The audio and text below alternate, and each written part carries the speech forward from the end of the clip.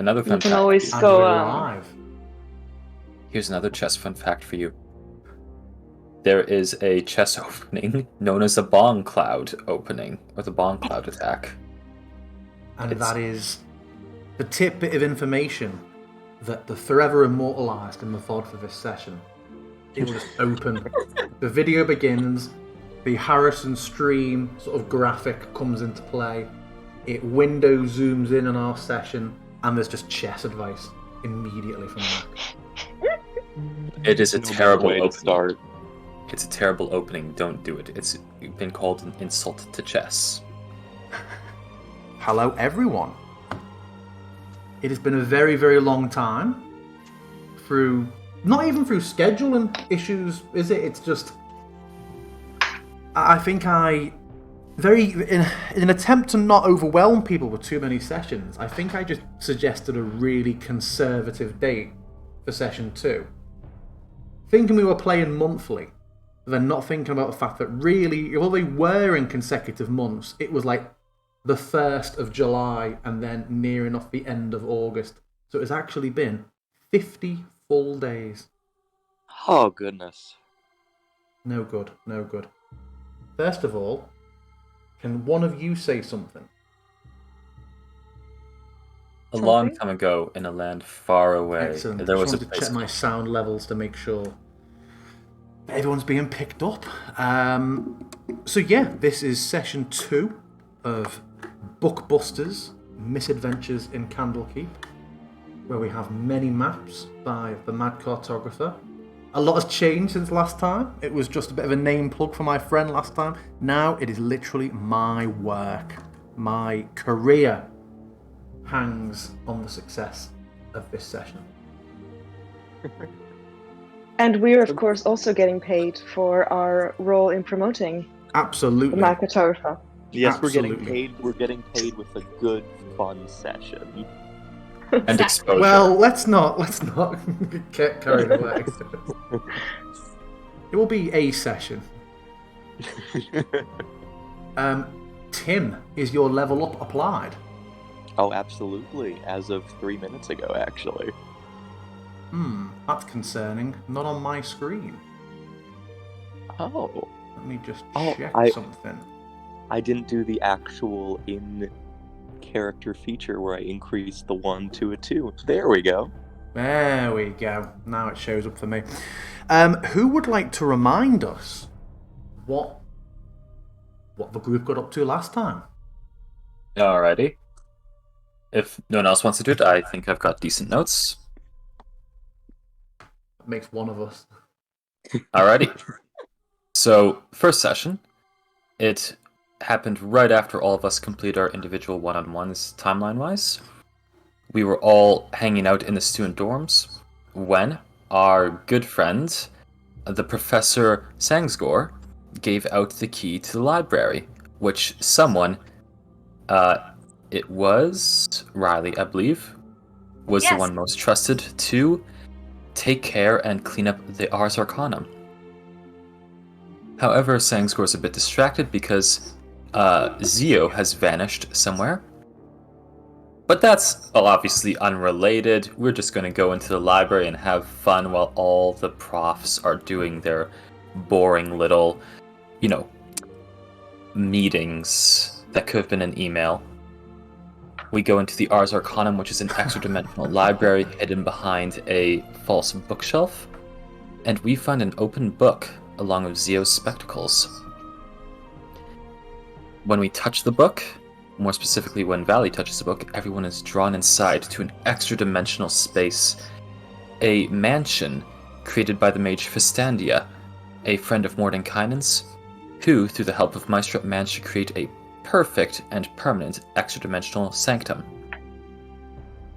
However, with Fistandia's death, the whole library is beginning to collapse, and Zio, who's trapped in the book before us, has spent 3 days of his time holding the library and the sanctum in place, but he can't find a way out because he's busy supporting it. The four of us managed to search through the magnificent mansion, and we find the 7 books that are said to contain the key to escaping from it. Along the way, we almost got by some flying swords and an animated bookcase. We met a pair of homunculi named Cumin and Coriander who made fantastic soup. There were some very mischievous fairy dragons.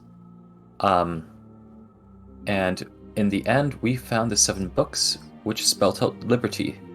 When we said the words and held the books together, a portal opened, and we were free. Along the way, we also managed to find a strange cat named Cutie that emerged from Precious, and now is Precious's familiar. And we also met Gorian, who is our quote-unquote contact and magic item vendor for when we escape. Oh, Cutie's such an unsettling art. We have this beautiful one. Don't forget the cutie noise as well. Mm-hmm. The horrible, the little haunting. I want to forget. And Gorian will be the one who will provide us with some magical items between sessions. And we saved the day. All was well. Nothing bad happened. And everyone except for Tim is really excited to do this again. But of course, they don't know that they're going to be doing it again. But that about covers up Vistandia's mansion. Fantastic. You can apply inspiration, Varley, for that stellar Thank you. summary. Woo! It was very nice. So, a week has passed since your previous escapade. Scholar Zio was obviously deeply appreciative, but word sort of spread amongst staff and students what you had been up to. The kind of lack of trust, or the abuse of trust of sneaking into the Ars Arcanum, was kind of offset by the fact that it basically saved a member of staff's life. But it's been made clear to you that although there will be no real or strict punishment, there is going to be a bit of a penance in the form of mundane work and chores to be done. And we've just lost Knock. Are you still here? Oh goodness, yes, my page is just reloading. Okay. I'll wait till you're back in before I load the next scene, because sometimes it's a little bit funny loading in when only one person's been loaded. Then once you are back in, we will pick it up. Alright, should be loading in now. Faster! Schnell! Where's my gigabit fiber? Where? Oh, yeah. The land of the free. Oh, we just don't have as good internet as your island over there.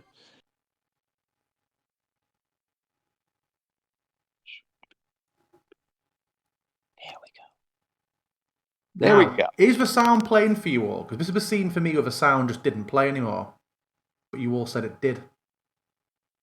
Yeah, Yes, playing it for is. me. So strange. No idea. So the stream would have had this real silence, but for everybody else, it is fine. You all awaken a week later in your respective rooms. Varley, if you wish to be elsewhere, you can. Sure, you can put me on the other side of the door that I cannot move through. Merci. Yeah, it's been raining for a few days. A couple of visitors to Candlekeep, who you're used to seeing people come and go, have lingered around a bit longer, not wanting to leave while the weather's been so inclement. But today is the first day that those of you that have windows peering outside, you see the weather finally looks to be a fair day. What are you all doing?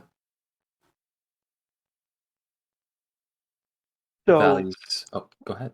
Go. Oh, all right. Thank you. I suppose, since there's been additional work piled upon and his friends, he's actually taken to it rather eagerly.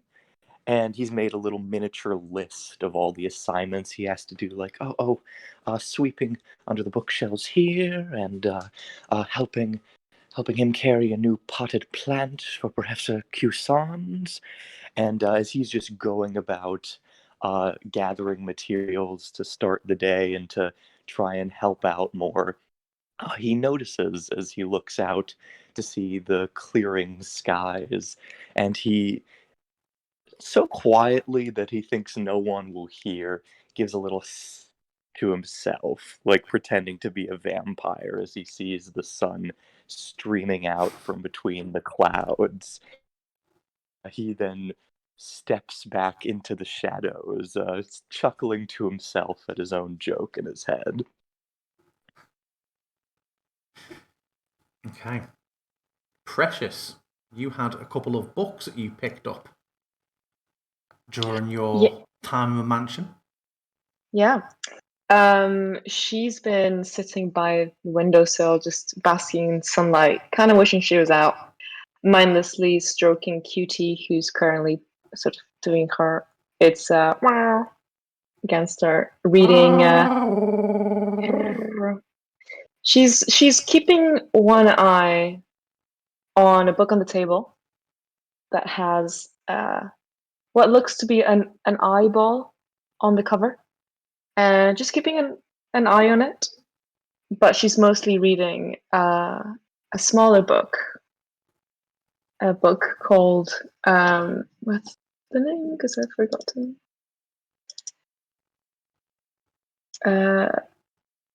Haunted bedtime stories, tales to chill and kill, and she seems riveted.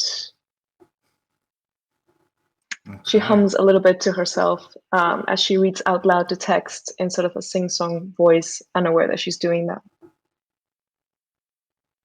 Okay, thank you very much. Is Varley up to anything? Vali has slept in because they got several books from Fistandia's, and they start out just reading Divination and You, a treatise on scrying across the ages, last night. And they just had no idea how long they're reading for up until they looked and saw the early pre-dawn glow beginning to crest over the horizon. And they're like, oh no, I've spent most of the night. I should try and get some sleep. And then they did one of those brutally quick power naps to actually get some shut-eye, and now they're just staring blearily out the window because they wish it was still raining so they could get a few more hours before this sun just streams through the open blinds. Brilliant, thank you. And what about Riley? Riley woke up early, but there is no windows in her room. At least I don't see, so she doesn't really know how the outside looks. But she did get some books on the adventures, so she will rifle through the guide to racing griffins for like half an hour before she decides she's bored by it, and she will go up to the purple glowing lamp and try to kind of just play with it to see if it does something cool, and just like turn it around in different positions, or like whispering different elvish words to it and see if it reacts in any way. Oh, okay. What sort of elvish word is she trying to say? Just like random, I think like random words, like I don't know, like book or like magic, something like that. When she says book, the light changes from the lamp and intensifies for a moment. It's a strange blue, but you notice from the open copy of the Githyanki Guide to Raising Racing Griffins. I should have got an easier book to say. That this particular hue of light just seems to make the letters stand out a little bit more, and although you wouldn't have thought it, this shade of blue is perhaps quite helpful for reading in low light conditions. I mean, it would seem that perhaps Vestandia knew this when she programmed these lamps, or created them. That is really cool. She will. Okay, I will take the lamp and I will go outside. Now, I can't move that around the map. Okay, 1 second. Here we go. There we go. Where are you going? Where are you going? We'll move it with you. I will. Oh my god, the view is. Okay. Looking for the others. Looking for the others. It's empty. I seem to have very short vision. Oh, you do. This didn't happen last time. I think this may be because of... Let me just change something here. Yeah, for some reason, originally... There we go. That should be fixed now. Oh, better. Okay. There we go. Don't know why that's changed since last time. Yes, the light is moving along with you.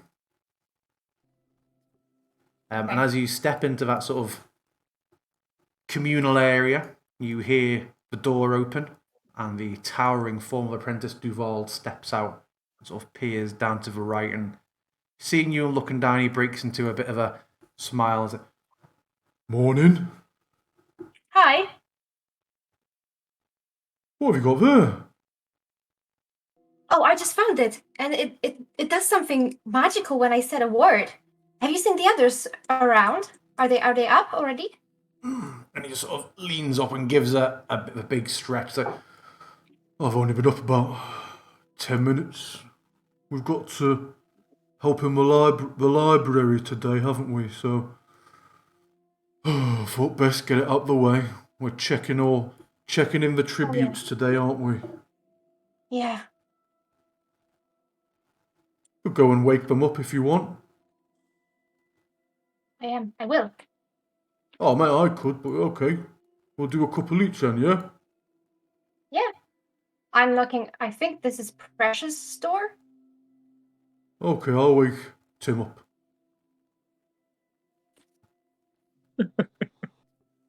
Tim, you hear heavy footsteps on the stone stairs. Large, ponderous footsteps coming down slowly towards your room. Oh, your door's open. So you see Duvald coming down the stairs towards you. Tim, his glasses slightly askew, his clothes rumpled and wrinkled as if he'd spent the... looks up at Duval, and he says, hello? Can I help you with something? "I just came to get you. Riley says it was a good idea to get you together. I'm helping you in the library today."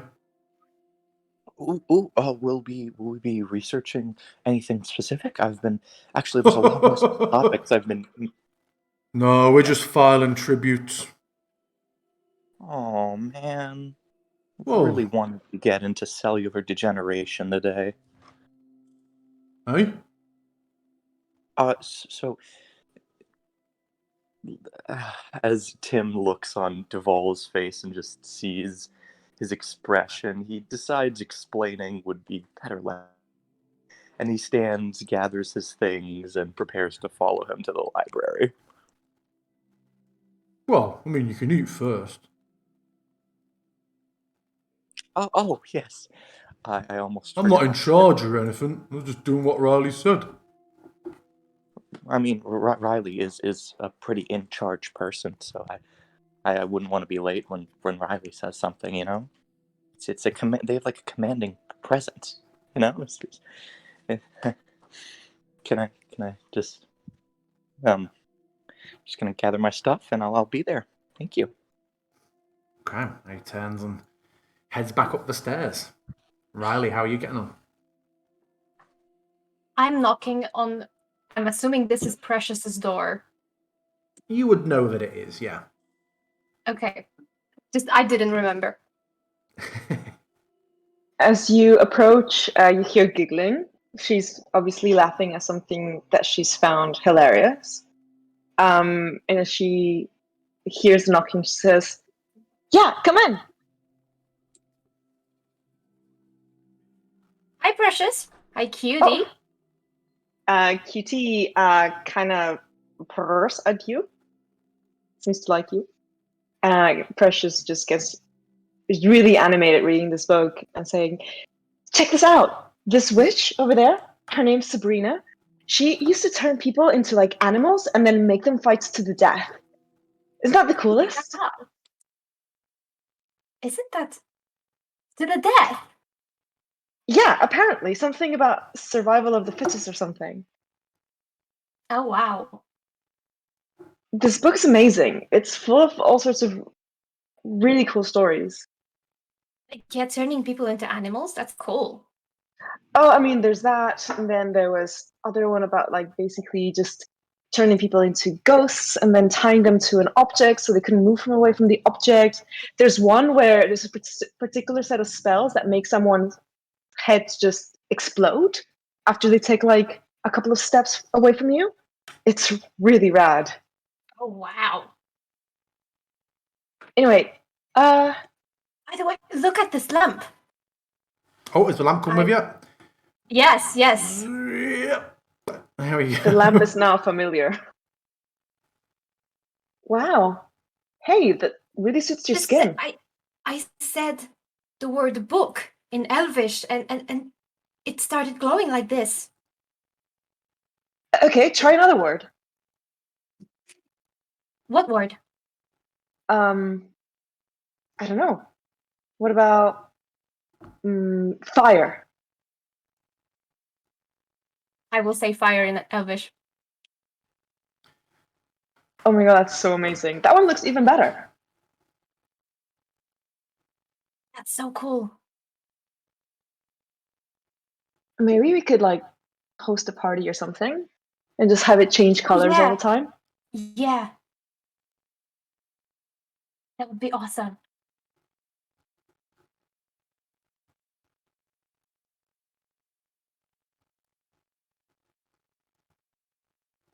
So where are we heading? What's up? What are we I was doing? trying to set it to be in a. There's a disco. There's a disco. There we go. What's the word for disco in Elvish? Melon. That's just friends. That is so rad. Did you get that from the mansion? Oh, I actually found this lamp lying around in the tower. I'm just wandering around. You should take me with you next time you do that. I can be really sneaky. Oh yeah, we should definitely go somewhere. Yeah. Quite Come on, lame that we have to like. Let's have breakfast. Valley, Yeah. you hear a knock at your door. Morning. There is a thump from behind the door, and Volley picks himself off the floor. What time is it? A little after 8. But was a busy 8. day ahead. Volley is looking disheveled. Their pillows are actually stuck on their horns, and they just pulled off and throw it back on the bed, and say, "Yeah, that sounds good." Tribute day, though. You said you were looking forward to that. Ooh, never mind. Valley just blinks twice, gives himself a little slap on the face. He's like, "All right, I'm awake. Let's go." You would all know before this point that as scholars and travellers visit Candlekeep to make use of the library or to research things, there is always a price to be paid or an entry fee in the form of bringing a magical tome And it's given a very, very cursory inspection when it's handed over to make sure that, it is a book of interest. But processing attributes is, for some people, quite a tedious task. It's basically reading the books in the library's in tray and deciding where and which section of the library they belong in. So it's essentially a first peek, early access to new Candlekeep books. Oh. And as you all enter the kitchen, the heavy scent of peanut butter wafts over you as you see Tim eating slices of banana absolutely lathered in the gooey substance as he looks up at you with his mouth full and says, Good morning. What is the opposite of inspiration and how do I give it to Tim? It could be pickles and peanut butter. Oh I god. should try that tomorrow. How is everyone? Just waking up at the moment. Valley yawns as they're staring at the kettle on the stove, but you notice they forgot to actually light the stove. So Oh, are you they're just making staring at- tea? Are you making tea? Yeah, I was thinking of something to wake me up a bit. Oh, Maybe I'll help you. And Riley will light up the stove. oh, that would help. Thank you. The valley yawns again, and you see them just sort of start to sway where they're standing as they close their eyes before just jolting upright again. Does anyone else want tea? Anyone? Maybe I should handle this.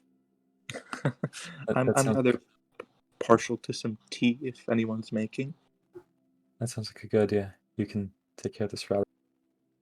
What were you doing last night? Oh, just reading a book for a little bit. And Valley's going to lean against the wall and close their eyes. And beyond this door, you hear a muffled, "Tea, please!"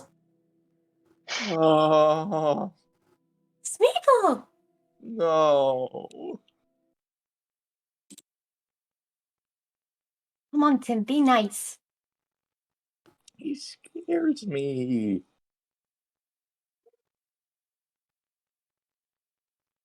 He's just a little guy. Yeah, and so am I.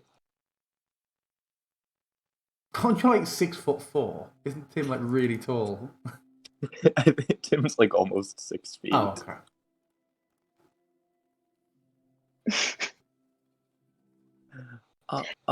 Volley, Volley? I'm awake. I'm awake. Uh, I'm how, awake. how about I get you to a chair, friend? As Tim's going to lightly begin to help Volley into one of the chairs lining the wall. I'm fine. I can do it. I can do it. And Valley is going to just stumble like a drunkard to a chair and sit down, put their head on the table, and almost immediately you just hear snoring. Valley, Tim, darling. Precious gonna follow her. She's not drinking tea. You are very aware that Precious doesn't drink tea or coffee. She makes her own sort of juice in the morning that smells really, really bad and looks really shiny green. And she's gonna kind of touch your shoulder and say, Valley, love, why don't you have a bit of mine? It's definitely gonna give you a pick me up. Looks like you need it. Volley is asleep, and they do not respond to that. Tim's going to lean in to whisper to you, Precious, as he says, we're not allowed to have substances, right? Should we tell someone? I mean, they look, hungover a little bit. Oh, Wine is just don't- grapes, and grapes are in the curriculum. No, I think they've probably just, done that over-reading thing that they love to do at night instead of, some good old sleep. Valley, wake up. She's going to tickle you just behind the ear and the neck, assuming that that's something that Precious would know is okay to do. Precious is all she's about that also consent.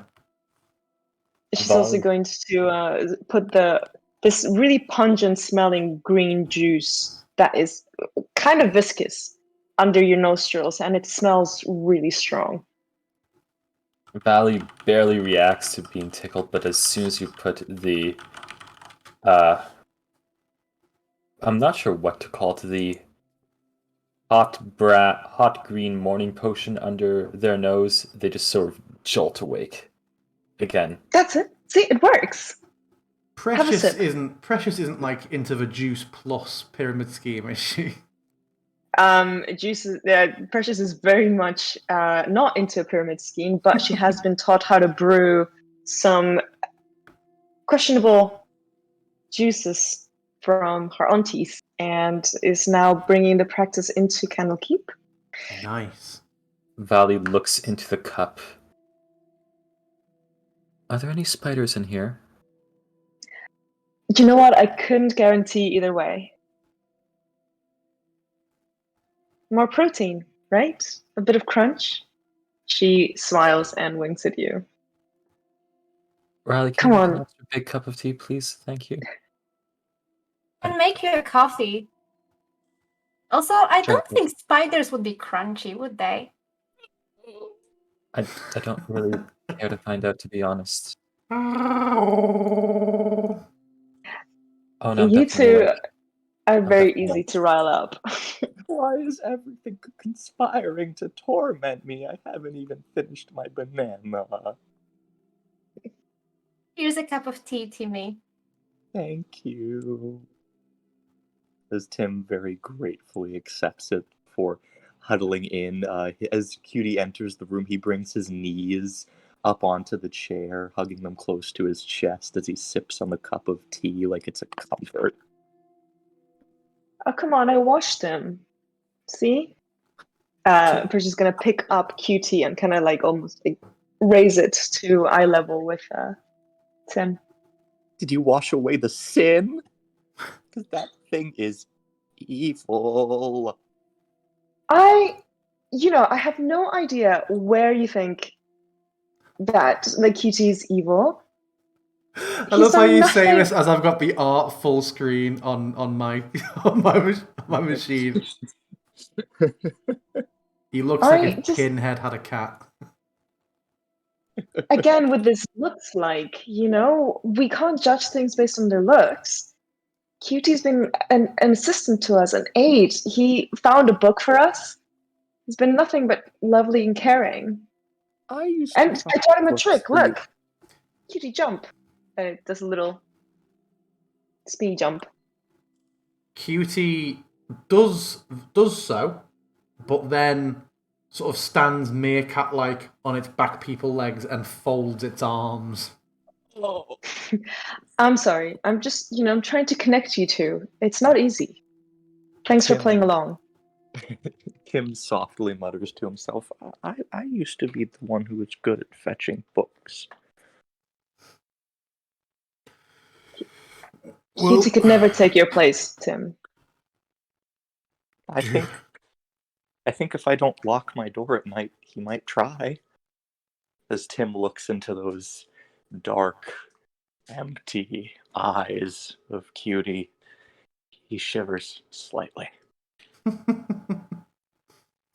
Devolved forces the last piece of toast into his mouth and just stands up and he just brushes off his shirt, just his crumbs, straight onto the floor. He doesn't seem to have noticed or given any thought to the scruffiness of it, and through a mouthful is like, well, I'm gonna head down and get started then. I'll see you when you're ready. Oh, you're right. See you. Right. Tribute. Tim stuffs a last bit of banana in his mouth and says, I'll see you then. Valley just goes, oh, it's tribute day, and they are going to do a very weak ray of frost into their coffee to cool it down to a bit more acceptable temperature. Open up wide and just drink the rest of the coffee in a single gulp, and immediately start following Duval. Tribute day, gotta get the books. Make me a Constitution saving throw with advantage. Yeehaw.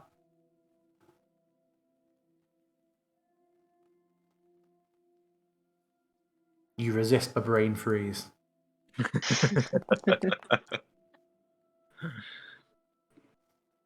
Is everybody following?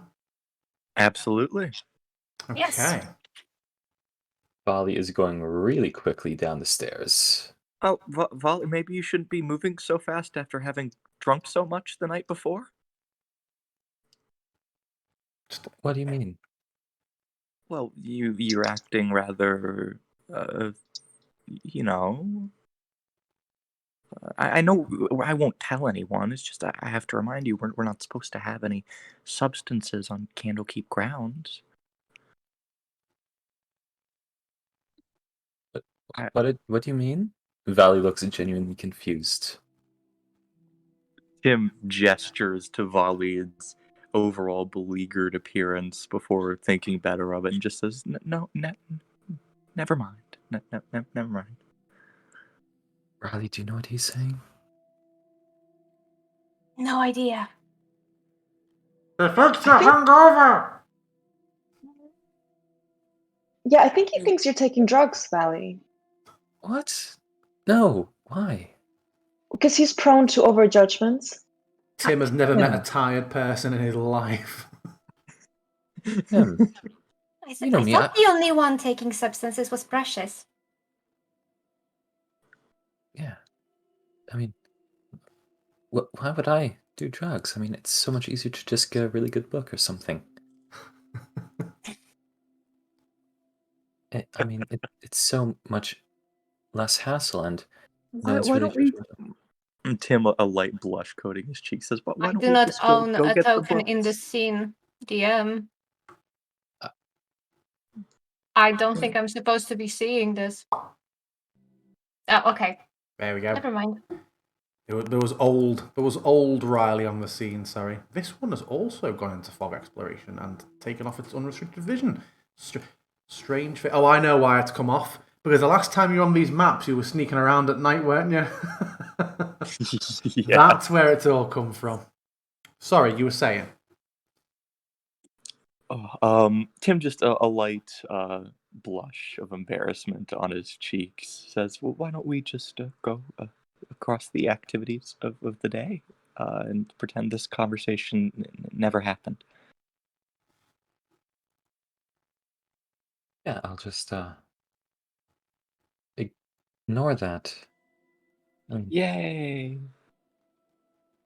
As Tim nervously turns to face Scholar Zio. So yeah, you make your way down to the one of many libraries, but the one that, conveniently enough for me, your adventures often seem to take you through. The one that sports the entrance to the Ars Arcanum.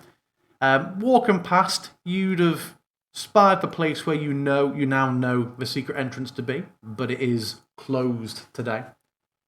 And at the table where a few of you have seen him writing previously, underneath his little cloud of fireflies, his drift globe, is Scholar Zio, with his back to you, a large pile of books on the table, and he's clearly in the midst of giving some sort of instruction to apprentice Duval. And he turns and sees you.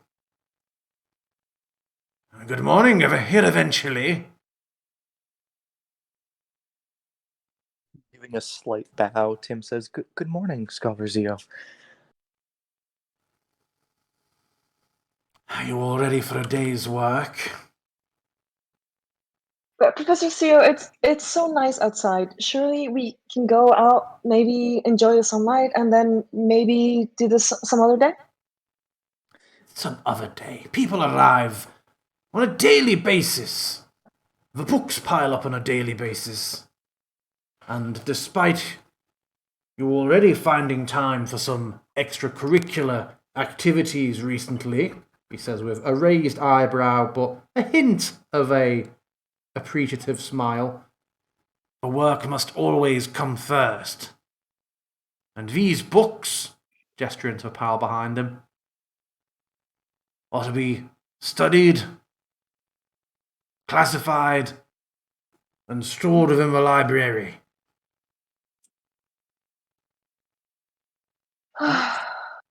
At Precious's remark of wanting to go outside, Tim's looking at her like she's grown a second head, and not just any second head, like she's grown Cutie's head. As he looks with bewildered confusion, and the only thoughts running through his mind are, who wants to go outside? It is a rather nice day, isn't it? I mean, if I could offer a compromise, I suppose we could read the books outside? Oh, Unless that... oh, goodness, no, no. Here, I have a Oh. solution that will remove the difficulty in this. And with a brief wave and gesture of his hands, he turns back to the table as, crestfallen, you all begin to recognize the sound of rain falling outside. Not What? what I had in mind, but impressive nonetheless. No.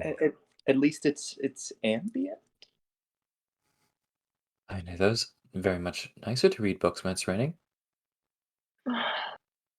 Indeed, indeed. Now, each of you take a book, find a place to sit, read its contents. Do not take it from this library. And then when you have ascertained its full meaning, return it to me, and we shall decide where to put it. And he It's on the window gestures. seat. He gestures.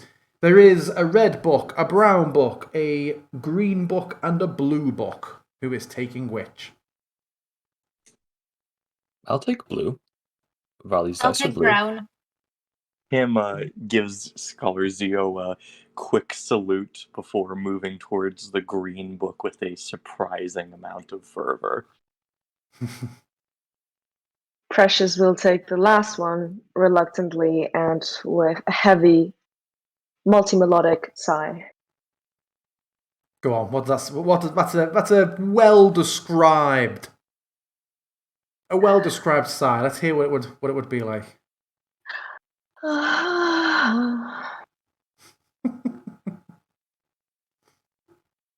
Okay, where are we all going to read our books? It's on the window seat, Valley says as they No, quickly hurry past Tim and just immediately take the one remaining chair on the floor. Fine. As Tim, faux pouting a little bit, slides to sit on the floor next to one of the shelves. Riley sighs and mutters, "This is torture." And she will sit on the. How high is this shelf? Is it like a table or like a full size shelf? No, it's like chest height to everybody else. So just a little over your head, I'm guessing. So she sits on top of that. Valley leans over to Riley and whispers, "You know there's another table over there, right? Another chair. Grab it before Precious." I know. I'm fine here. Oh, you're right. If Precious is over there, that means Cutie's over there too, and there's not going to be any spiders near us. Great call.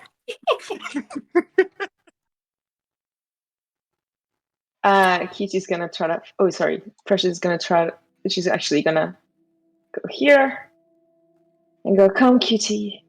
You're creeping everyone out. You can stay with me and Can I stay just in the check as well? corner. Can you all hear the music on this floor as well? Yes, Not okay. really. Oh, I can. Yes. I can as well. Only now, yeah. Yep. I just need to turn it on. Okay. everyone make me an investigation check. We'll see who gets their book read first.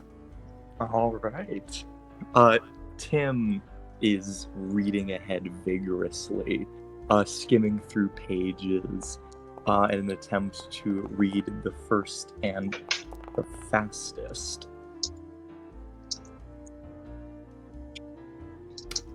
Wow. It would seem so.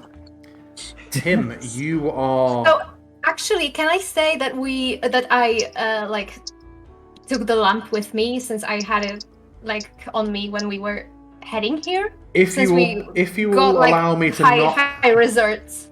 Yeah. If you'll allow me to, if I can be theatre of the mind, and I'm not having to drag the light effects around as well as the cat. Yeah, absolutely, absolutely you can. Tim, your book is called The Dark Hunger. Ooh. And it seems to be a paper, well, a collection of papers and thoughts from someone who knew several warlocks, and it seems to be a book about the different sort of pacts that it is said people enter into with beings of great power. From reading this, it is quickly apparent that it's written by someone who has no personal experience of it, and there's a lot of speculation. You notice lots of use of, allegedly, and some scholars claim, and all those kind of newspaper-esque terms meant to throw away from the fact that the author doesn't actually know any of this for certain. Tim flips through the book very quickly, he has a bit of a derisive expression on his face as the rest of you reading catch scant mutters of, well, of course most people would say, what do you think most people think of warlocks? And, oh, really, that's, you can't prove it. It's just oh, goodness, this book is about as worthless as my shoes. As Tim finishes it very quickly, snapping the book shut with a loud thump before going back to Scholar Zio, holding the book outstretched in his hand as he says, Scholar Zio, I have to say, the book's called The Dark Hunger, but all I felt was bored when I read it. It's just so much hypotheses and alleged circumstances. If I'm being honest, sir, this seems like it should be put on a lower shelf because I don't want many people to read it. It's just not good. Although not always particularly engaging, such books are a necessary part of the academic and sorcerous process. One scholar's abject rambling may form the basis of another scholar's weave-changing breakthrough. It's not the most engaging type of book, but certainly not to be discounted. I suppose you're right. It felt like the book was talking but had nothing to say. Perfect for Candlekeep. Could I pick up another one to read? Sure. Yes. Duvald, hand him another. And he basically does a swap with you. He takes the book off you, hands you another, and then he begins a discussion with Scholar Zio on what sort of section of the library he thinks we should go into. And Tim goes back, slumping down next to the shelf, and finding this book much more certain than the last, begins to devour it like a man starving. Excellent. Who was next? I believe it was Riley, wasn't it? So Riley, yours is a very battered brown leather-covered book. When you open it, you see, even going through that, there's 151 pages in this book, and very few of them match. Even the paper seems to be different on some pages. Always the same handwriting, which is a shame because it's horrendous handwriting. It's messy, hasty scrawl, as if the whole thing was written in a rush. This book is called Mazfrof's Mighty Digressions, and it just seems to be filled with a collection of essays that go off on very, very long tangents, and doesn't always seem to be a very solid progression. You know, one essay isn't always particularly related to the one that followed or preceded it, but overall, you feel that this is a book that touches mainly on things like divinity, the denizens of a multiverse, and different types of magic. Can you roll me a d4, please, Riley? And if it's a 4, re-roll. Of course. Oh my god. Wait a second.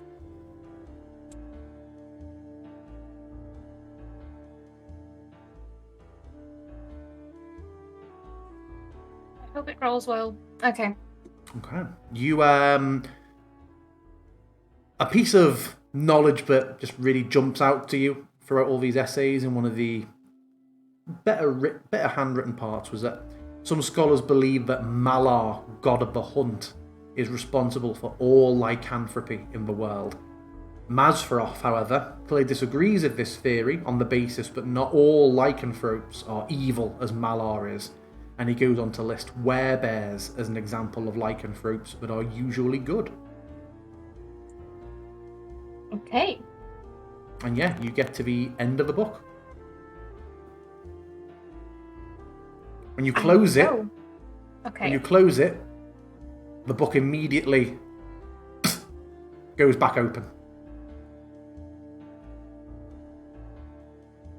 Well, that's weird. I tried to close it again. It opens again, and with a shudder, the book comes out of your hand and jumps up and tries to slap you several times in the face. Well, that's rude now. And as you say that, the book glows for a moment and then just erupts into a swirl of energy that bears down on you. Can everyone please roll me initiative? Shit. Oh. Initiative. Oh, I didn't It's mean not to our fault. QT initiative. Let me just remove QT. QT is a non-combatant. Thank God. It goes for you. Yeah, I'm just gonna, the quickest way is just to delete QT, I think. Sorry. Ah! Everyone's dead. Okay, sorry, I need to add you all back in there, as I actually deleted everyone. The next day, tragedy at Candlekeep, students, faculty, all dead. Congrats on your first TPK, Harrison.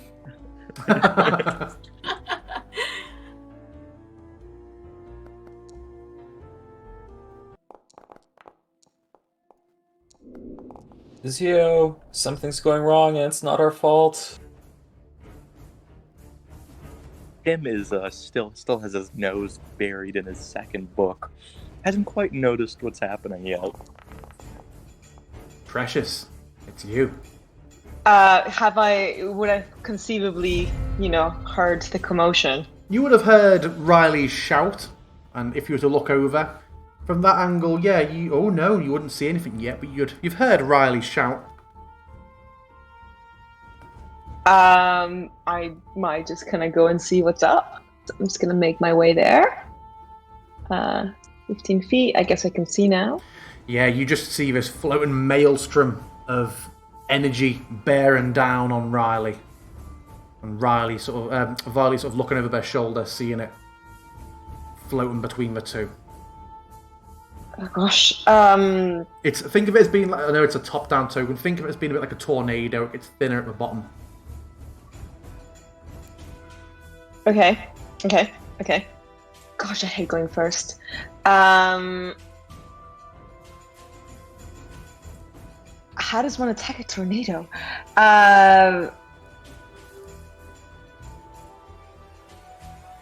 Okay. I'm just going to sort of use my action to help Riley get out of danger. So, or how do I do that? Yeah, I don't think your help action can't offset an attack of opportunity. No, I can't. No, I can't. Can it? I can't pull her away. All right, I'm going to hold my hair, like start untying my hair and wind it up on my arm. And if I see this thing attack, I'm going to whip at it. Okay, that's good. Anything else from you? No, sorry to take forever. Sorry, it's fine. Riley, you're up. Tim, you're next. Oh yeah, I forgot we still have 2 turn markers on this. Bit overkill for turn markers. Hey.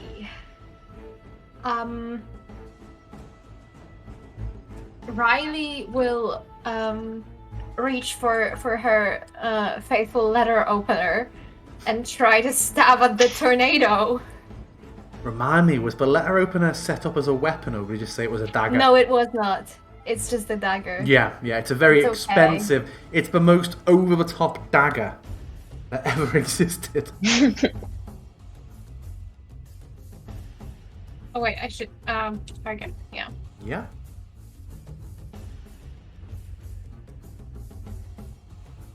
Hits. The dagger just seems to... There's obviously no sort of wound. What's that D3? What's that D3 for? Oh, but roll a bit later. But as like the dagger plunges in, you see with a bit of a shudder as like the swirl of the tornado seems to have to really give to accommodate where this dagger blade is. And it makes this kind of wound open in it that doesn't close over. Anything else from you?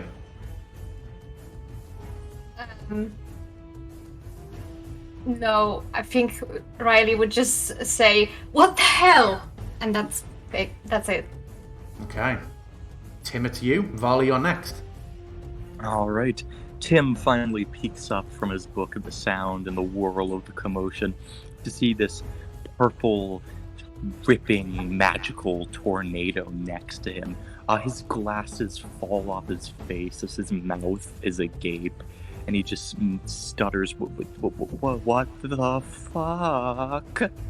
as he is going to scrabble backwards on his hands, still prone, and he is going to give Riley the help action, and that'll be his turn. Okay. Varley, it's you. Volley looks over their shoulder at this and then looks at Tim and is like, Tim, do you still have that bad book you were reading? No! Okay. It was too boring. Volley falls out of their chair, rolls over to this shelf and grabs a random book from the shelf and whacks at this tornado using the book almost like a fan trying to fan the flames, or rather fan away the tornado. And that's an unarmed strike. Mm-hmm. And then for the bonus action, they're going to swing the book again.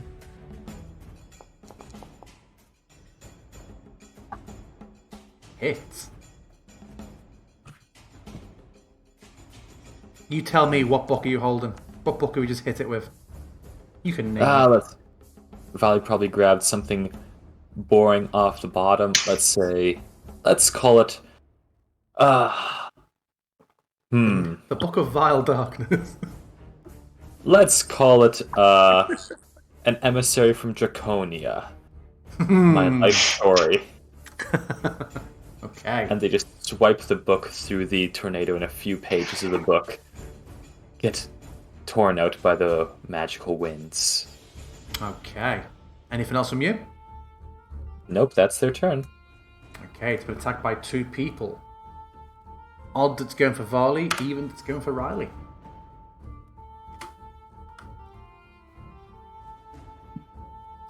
having just been smacked with this book, the tornado seems to somehow turn its focus. You see this wound, that this dagger hole, the gash that Riley put in, just sort of rotates round towards you. You know that it seems to be facing at you, and Oh no.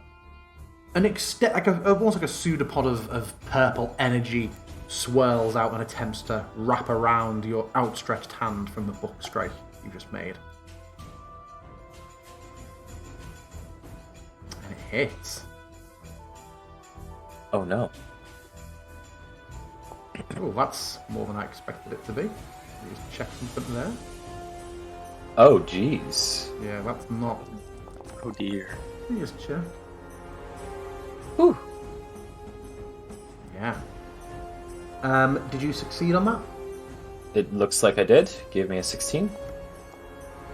Okay. You feel just your essence trying to be sapped by this, but you manage just to shake it off and to withdraw your hand from its sort of clinging grasp before you feel your essence pulled. That is all it's going to do. Top of a round. Actually, that attack triggers. It does, of course it does. Absolutely. Yeah. So there's. Let me just there's roll it back to his turn. Thank So you. yeah, please make your whip. Hair whip. Did I target it? It does not look like you did. No. There we go. Woohoo! Oh, definitely hits. No. Right. I don't know if that error message appeared for everybody, but your whip attack, it's no longer got the animation file in there. Did you all get that error? Or was it just me? Yeah, I did. Okay. So that's 7 piercing damage. Nice. Yeah, that's gonna apply. And she, and she's going to immediately retreat with the hair and kind of like loop it again and go for another hit. Okay. So, yeah. So now we're on your turn. Yep. Yeah. Riley, you're up next. Oh, nice hit. Yeah, she's gotten better with this. Damn, son. I'm going to sort of go a little bit further back and say, try to stay away from it. Valley, my way. Come here, my way. And that's the end of the turn. The Turn. spell almost looks like it's beginning to try and condense down and concentrate itself into something else. Riley, it's your turn. Remember, you have the help action from Tim. Okay. And Tim, you're next. Yes, sir. So I will try to stab it again, since that seemed to work. And with advantage. Oh, I forgot. Shit. Try to roll it again. Okay.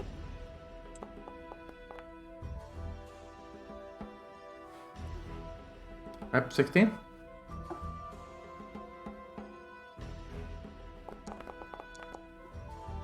Did that damage it? I didn't see the health move on mine. Yeah, it did. Okay, yeah. A good dagger strike. Anything else from you? No, I think that would be it. Tim, it's you. Prone on the floor. Volley, you're next. Right, Tim, still prone, is going to scrabble, pedaling backwards on his hands and feet out of the Ging Watson's range. And as his action, he is going to very panickedly mutter the short clipped incantation for Toll the Dead as his hands move in a circular fashion before coming to snap at his chest.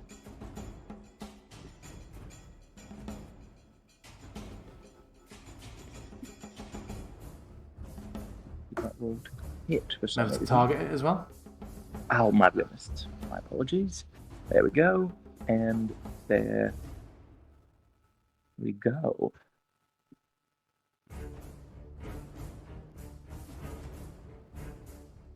Did not go through this time. Have you clicked to do the damage? It's just an auto damage spell, isn't it? Yes. Yes, they have to make a wisdom saving throw. Nothing. I think because you weren't targeting it when you set that one up. It isn't prompting anything for me yet. So on your second one, 15 seconds ago and counting, click damage on that one, and it should prompt a save from me. There we go. All right.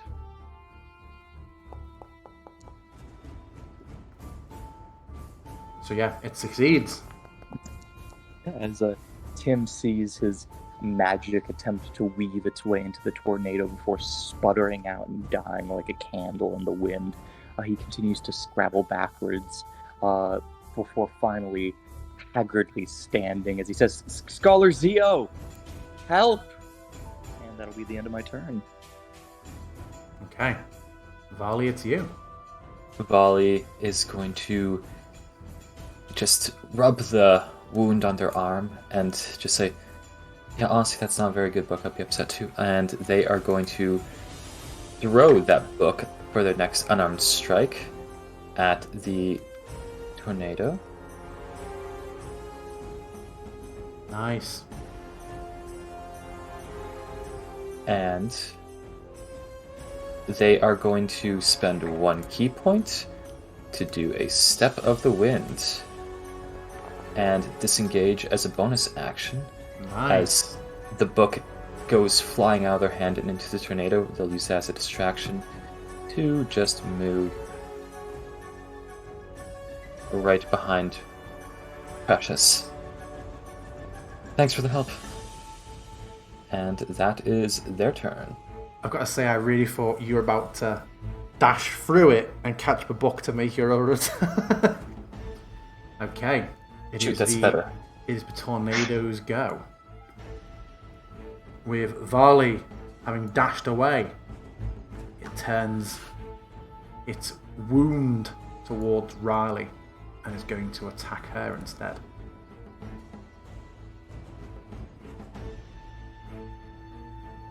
But you see it coming. You saw what happened to Varley a moment ago, and you react a bit quicker than they did. And as it reaches out, you just manage to twist your arm and pull away. And then it will slowly drift down in the direction towards Precious and Varley. Top of the round, Precious, it's you. Riley, you're next. Oh no, you don't. Precious is going to hit it again with her hair, which is now looking a little bit tangled. What is inventory? Go with. Woohoo! These rolls. God darn, these rolls are insane.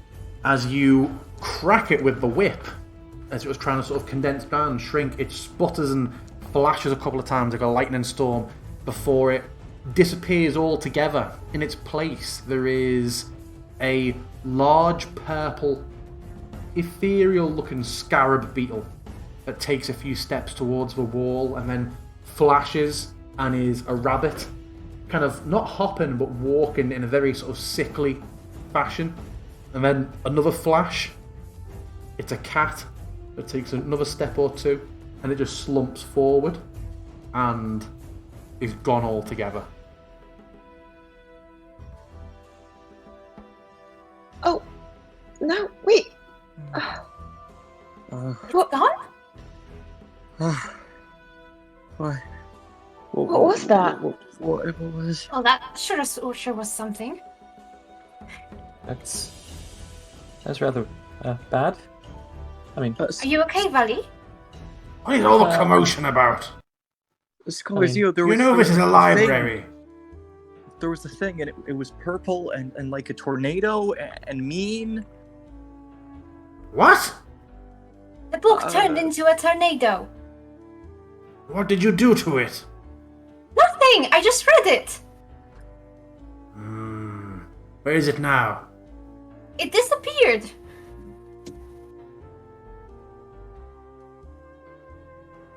if it means anything, I don't think that was intentional. It just kind of happened, and I didn't hear Riley do any magic, so it was probably just a book thing. just closed it. So we have no tribute from this particular scholar. A trick, Yeah. perhaps. Fraud, even. That's Is Perhaps that even common? worse, an assassination. Someone has snuck an unsafe item into our library under the guise of a tribute system. This will not stand. I mean, surely you keep records of who brings which book, sir?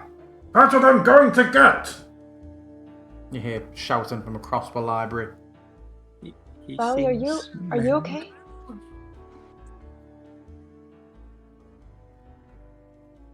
I mean, And Tim, It you could can be. just see Scholar Zeo from where you are, just kind of not outright throwing, but quite aggressively opening books and leafing through papers.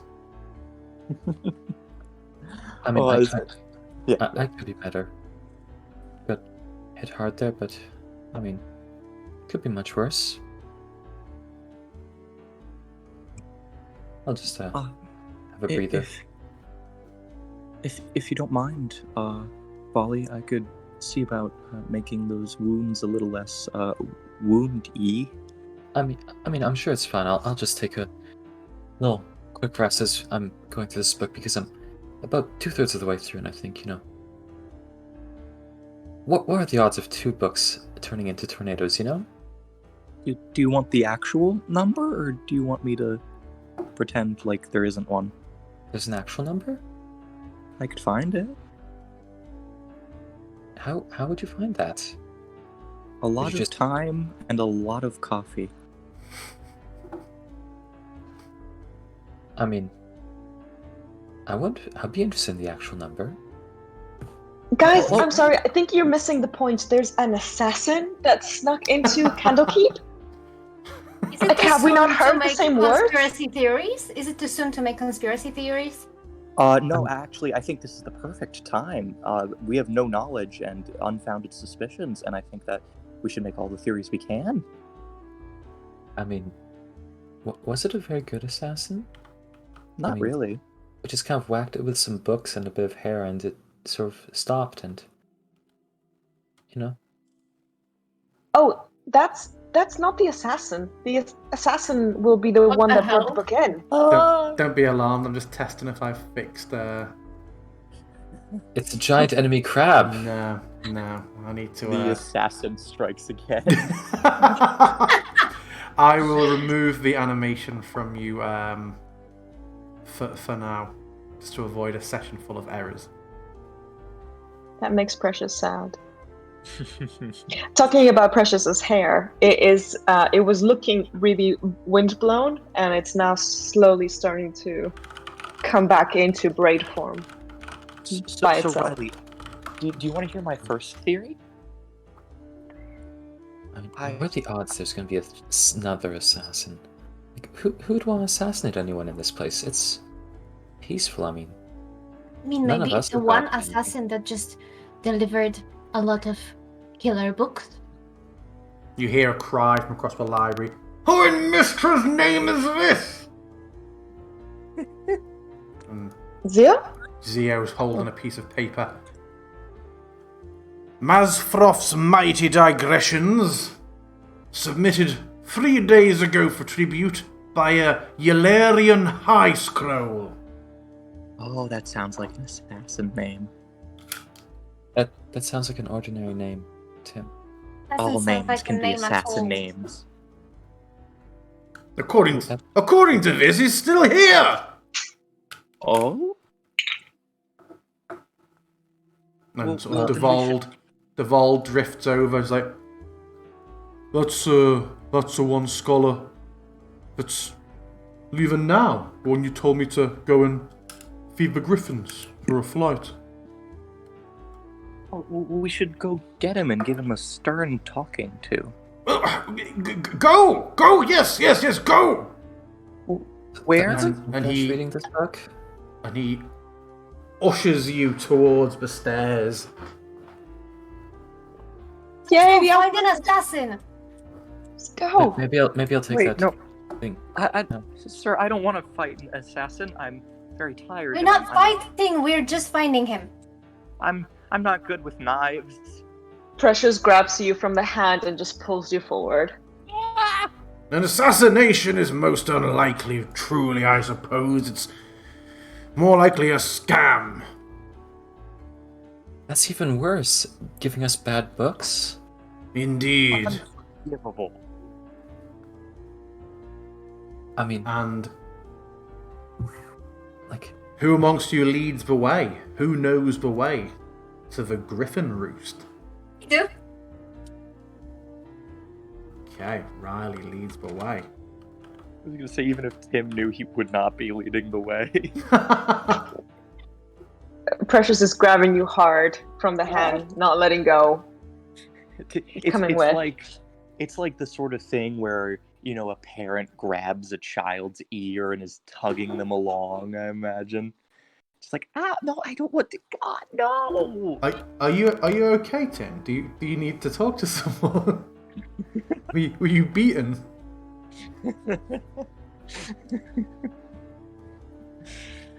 Ooh, avocados. So you feel a strong breeze as you get up to this floor. I think Riley's the only one who's been up here before, isn't she? If memory serves. Did any others of you come up here during your one-to-ones? No. nope. Certainly Okay. not. No. This is high and It is. open. It is and high, and there are if the huge tunnels of wind bearing through this floor weren't enough, you would see immediately that there is at least one wooden platform that just opens out into a tower, and you can see where you are currently. One of the two resident griffins stood on the edge of the platform, poised, ready to take off, and astride it in bit of a more protective, windy coat than this, a tiefling. And the griffin looks ready to take off in the next few seconds. He's put his heels to it, Stop! Hey, you Stop! told us a Step away! tornado. and he sort of looks over his shoulder back towards you all. Looks a bit sort of exasperated, and just the sort of have the time for this, and just turns and puts the heels to the griffin again. I cast command on the griffin. I was about to do the same. Well, you can do it right after Precious. She's going to scream like a banshee. You've never heard this kind of noise. It's really disturbing. Just the word stop, but it's like 300 pitches too high. It's almost like an infernal high-pitched stop. And I needed to make me a charisma saving throw. Immediately after Tim's warbling voice. Stop. Oh, why is it? It's sorry, it's not on the it's not on my quick access, so I'm just gonna have to go into the. There we go. You didn't target it. Ah, God damn it! I'll just before you do, I'll just separate the two of them as well. So he's on it. There you I'll go. pull them apart for ease of.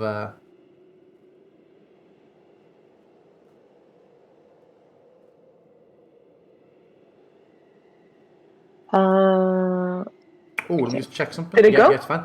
It does not. It just stops, and the wings just sort of gently beat a couple of times, and then fold back in, and it just stands there, still facing out, just sort of idly clawing at the floor a bit.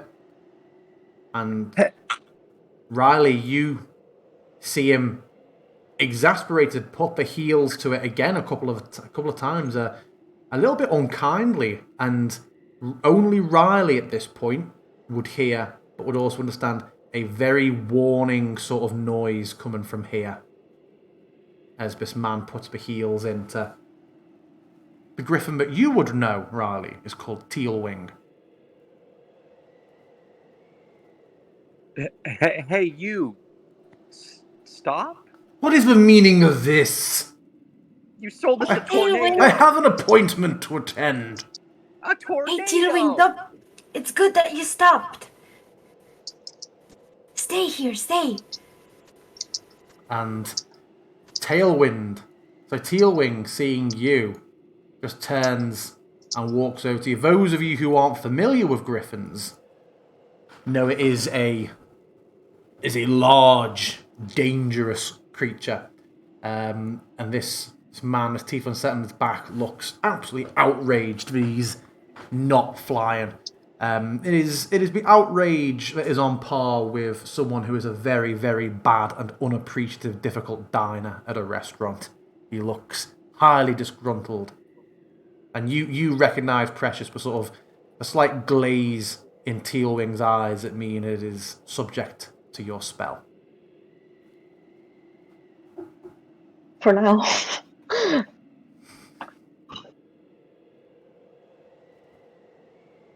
Identify yourselves. Who are you?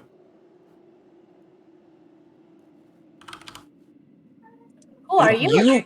Yeah! You sold us a tornado. Speak sense, boy. You sold a book which was I did turned not sell a into- book. I presented a book, as is required. Well, then you presented us a tornado.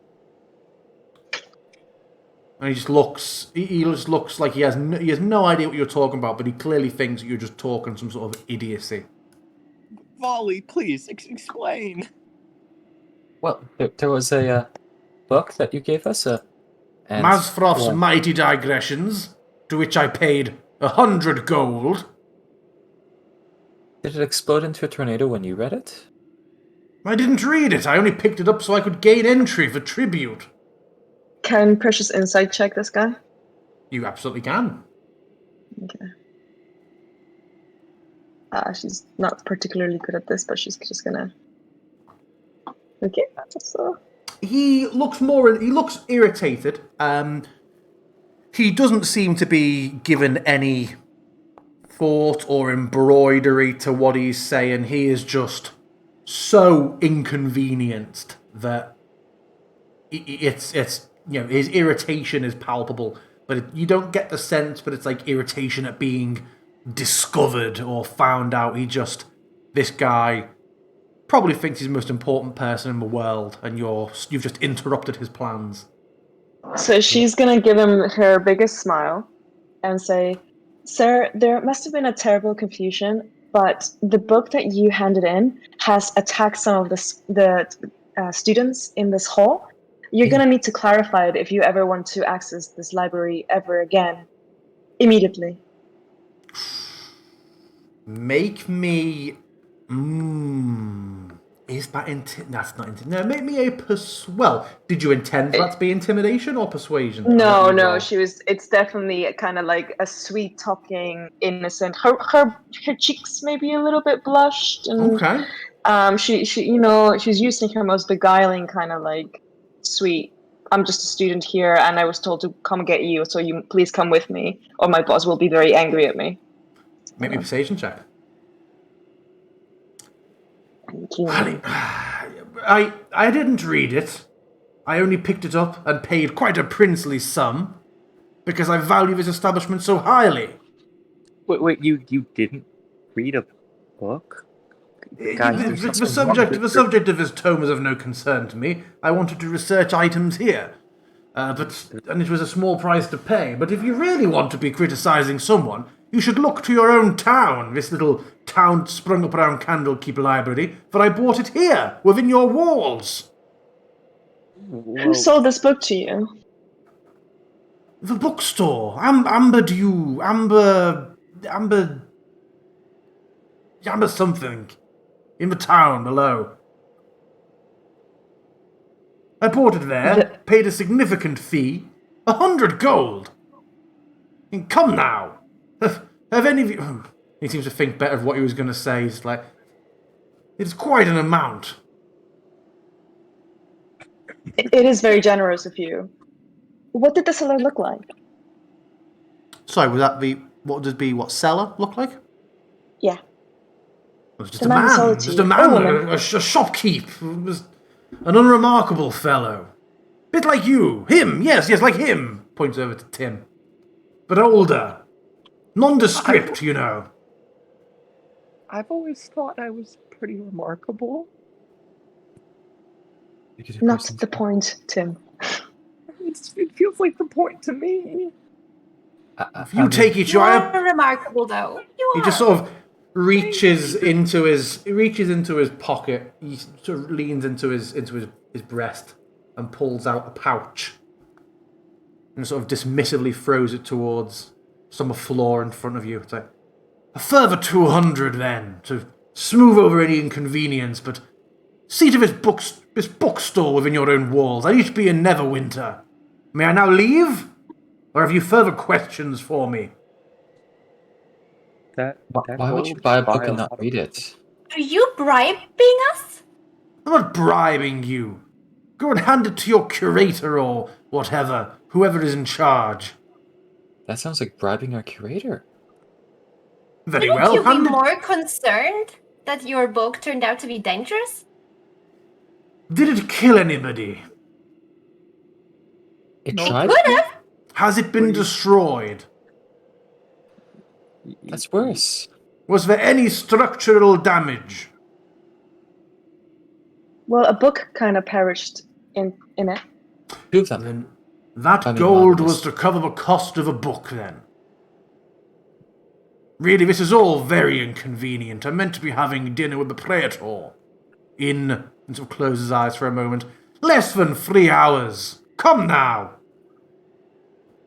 We will investigate your claims, but, I'm very apologetic if the next time you come around, there are some questions. We will do the best to clarify your name, though.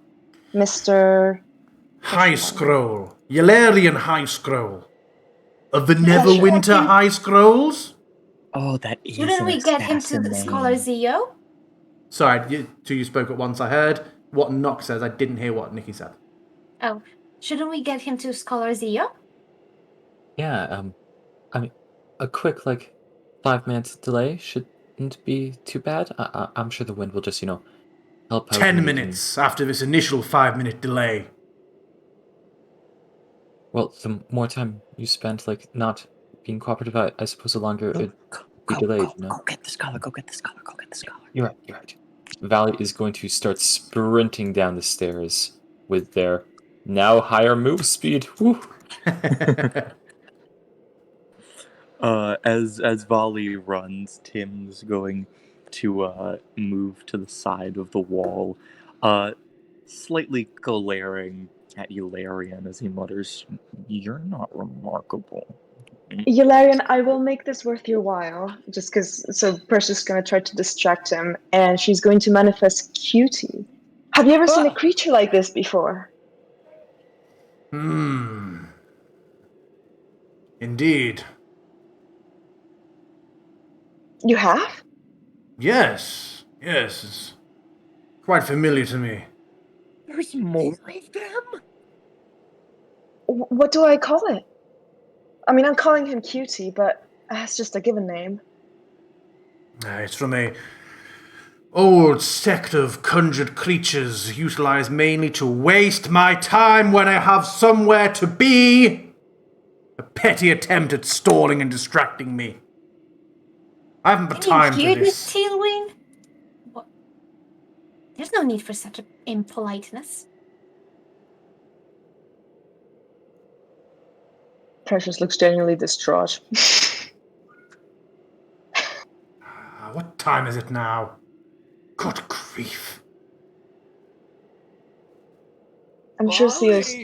Hurry up! As Tim's voice shakily belts down the stairs. To the hells of it, never mind. Better late than not at all. I want to pet. And Oh. he moves his hands from head to toe for a moment, and then simply steps off What? the platform. Whoa. Is he still visible? He drops Tim's down out of sight. Tim's Did gonna he just run to jump the down? edge and say, wait! As he looks down. When you see far below him, slower than Tealwing, certainly, but you see him heading off. He's further away than this little token now. He is flying away from the tower. Oh, wow. As Tim, watching Yularian soar, realizes how close he is to the edge, stumbling back into the relative safety of the room. Well, I mean, I'll be really honest. I just think this guy's some sort of jerk. He was in a hurry. He paid a lot of money to be on his way, and we should be looking into this shopkeeper in Amberdew. I Tim, don't think it work was him. He together. didn't. Is I there don't know. He anything? just seemed. Oh, go on, sorry, Precious. I just don't seem he was really interested in any sort of assassination attack. So, I mean, if I was trying to kill someone and I'd failed, I think I would probably react differently. And he just seemed more annoyed and inconvenienced. I don't know. I don't think he's our guy. well, at least we got a nice bribe to give to Scholar Zio. Well, hold that thought. Before I ask, well, first of all, Varley, is there anything that you would have wanted to say to Zio beyond, hey, quick, get up here, that you want to go through before I bring you both back into the scene? I'd like to imagine that Vali got down to Zio, and Zio normally sits at the northeast desk. And Vali's like, Zio, quick, you gotta come. There's someone who wants to leave on a griffin, and right at that time is when I'd like to imagine that Illyrian jumps off the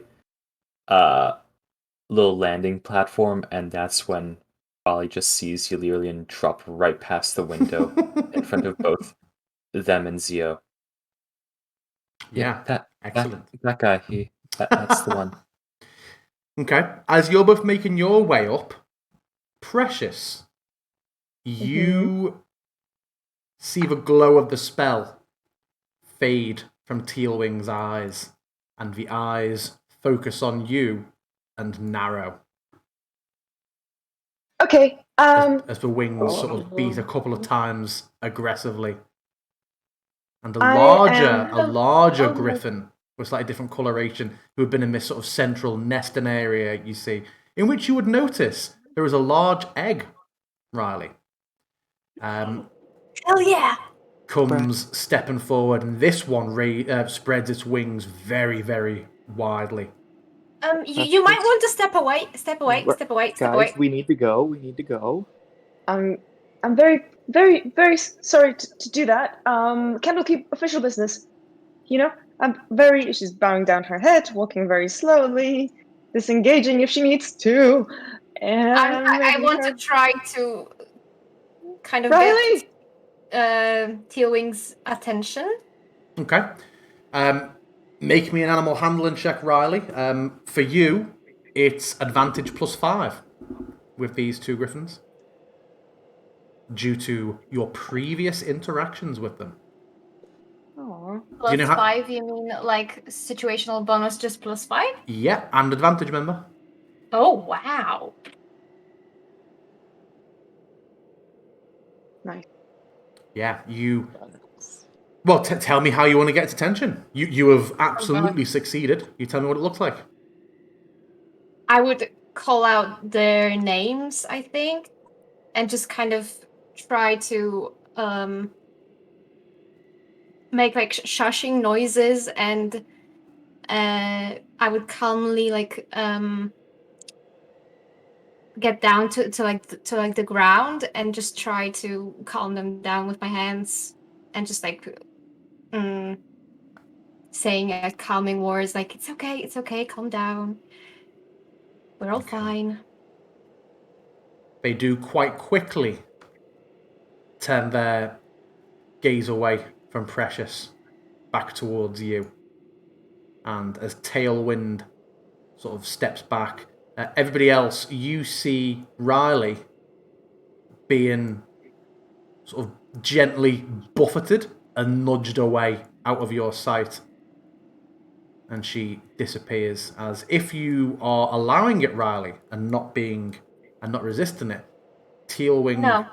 guides you over to where their egg is, and just in that very sort of not looking at it or you, but sort of presenting it a little bit. Sort of you get a very clear sense that you are being presented to this egg, and there is a slight nuzzle, very, very fleetingly, from Tealwing's head on your shoulder.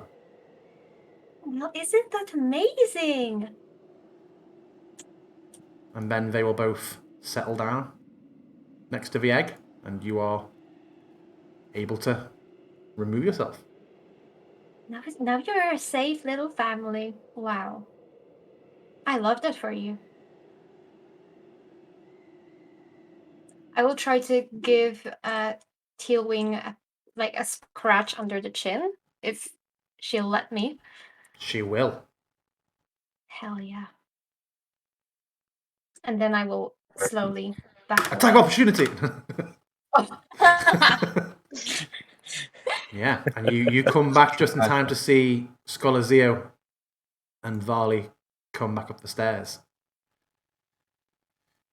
One more sort of pompous oaf and pseudo-intellectual thinking he can... What happened? What happened? Oh, he tried to bribe us as well. I forgot to mention that. Yes, here's the bribe. As Well, Tim hands Scholar Zio the pouch of 200 gold. I'll investigate that later. After weighing it up, it sort of disappears into under his fez.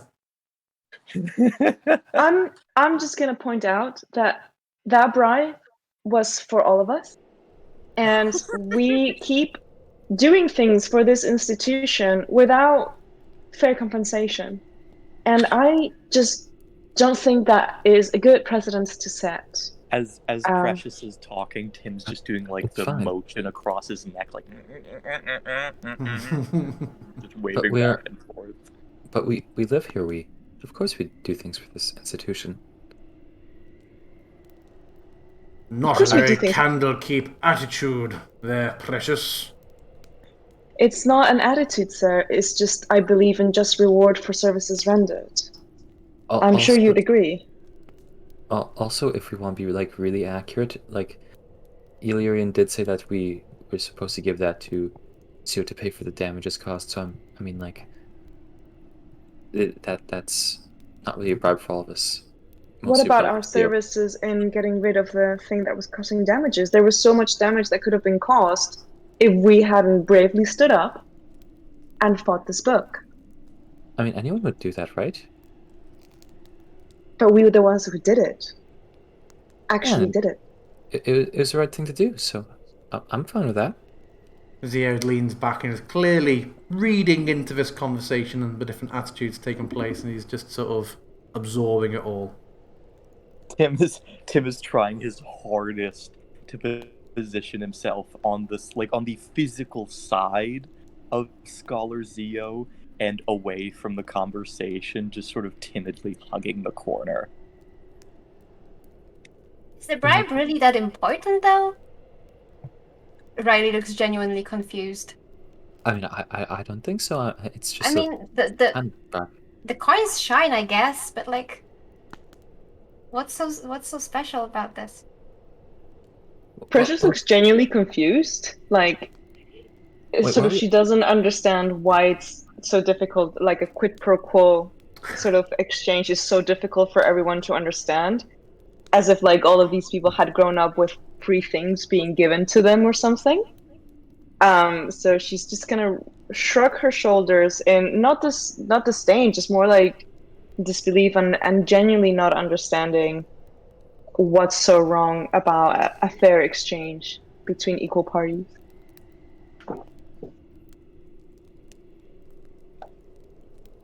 But she lets the matter drop.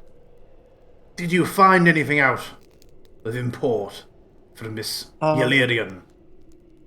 Yes, sir. apparently he got it from a shop in town. The book, I mean. Oh? Mm-hmm. Does anyone remember the name? Amber Hugh, I believe is the name. I've never heard of it. Which Uh, is unusual for this town, small as it is. Amber hue. yeah, it's a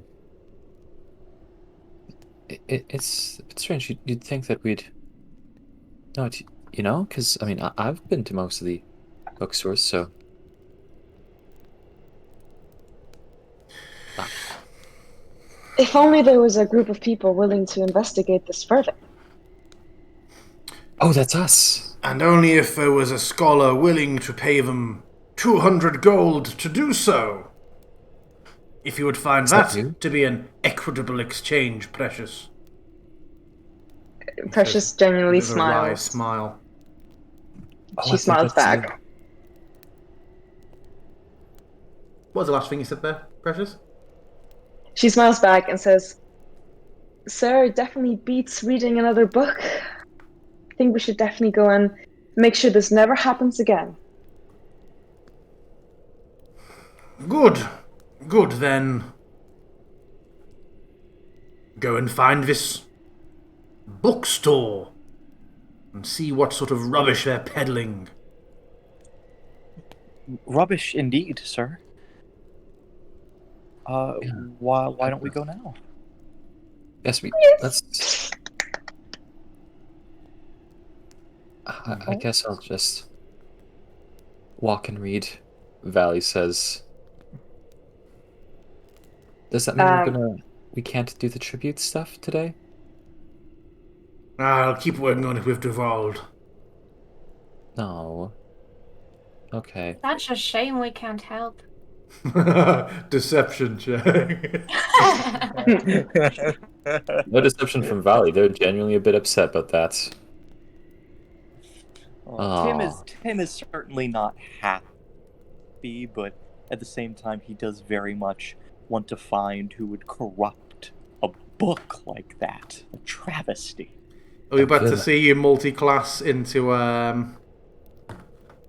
sort of paladin, vengeance paladin? No, you're about to see barbarian Tim. Okay. Through the time spent talking, negotiating, chatting, putting books back, packing anything up before you leave, you can all apply yourself a short rest. Yeehaw.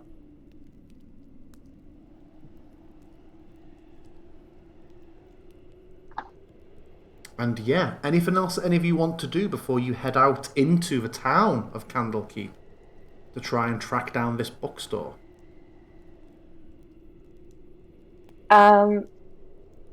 Precious is gonna pack her back, and she's gonna take the blank book with her, just in case, in her backpack, along with some ink and pen and a jacket in case it gets cold, and her musical instruments.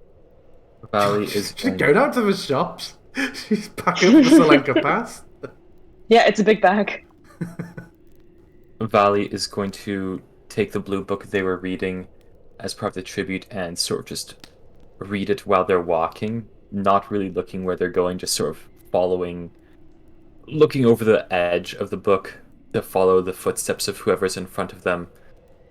And I'm sure once or twice they get lost because they're all going to a crowd and they think they're following Tim's feet, but instead they just start following some random passerby and they have to spend a few moments to reorient themselves and find the rest of the party. Just thoroughly checked out and still reading whatever they picked up in the library.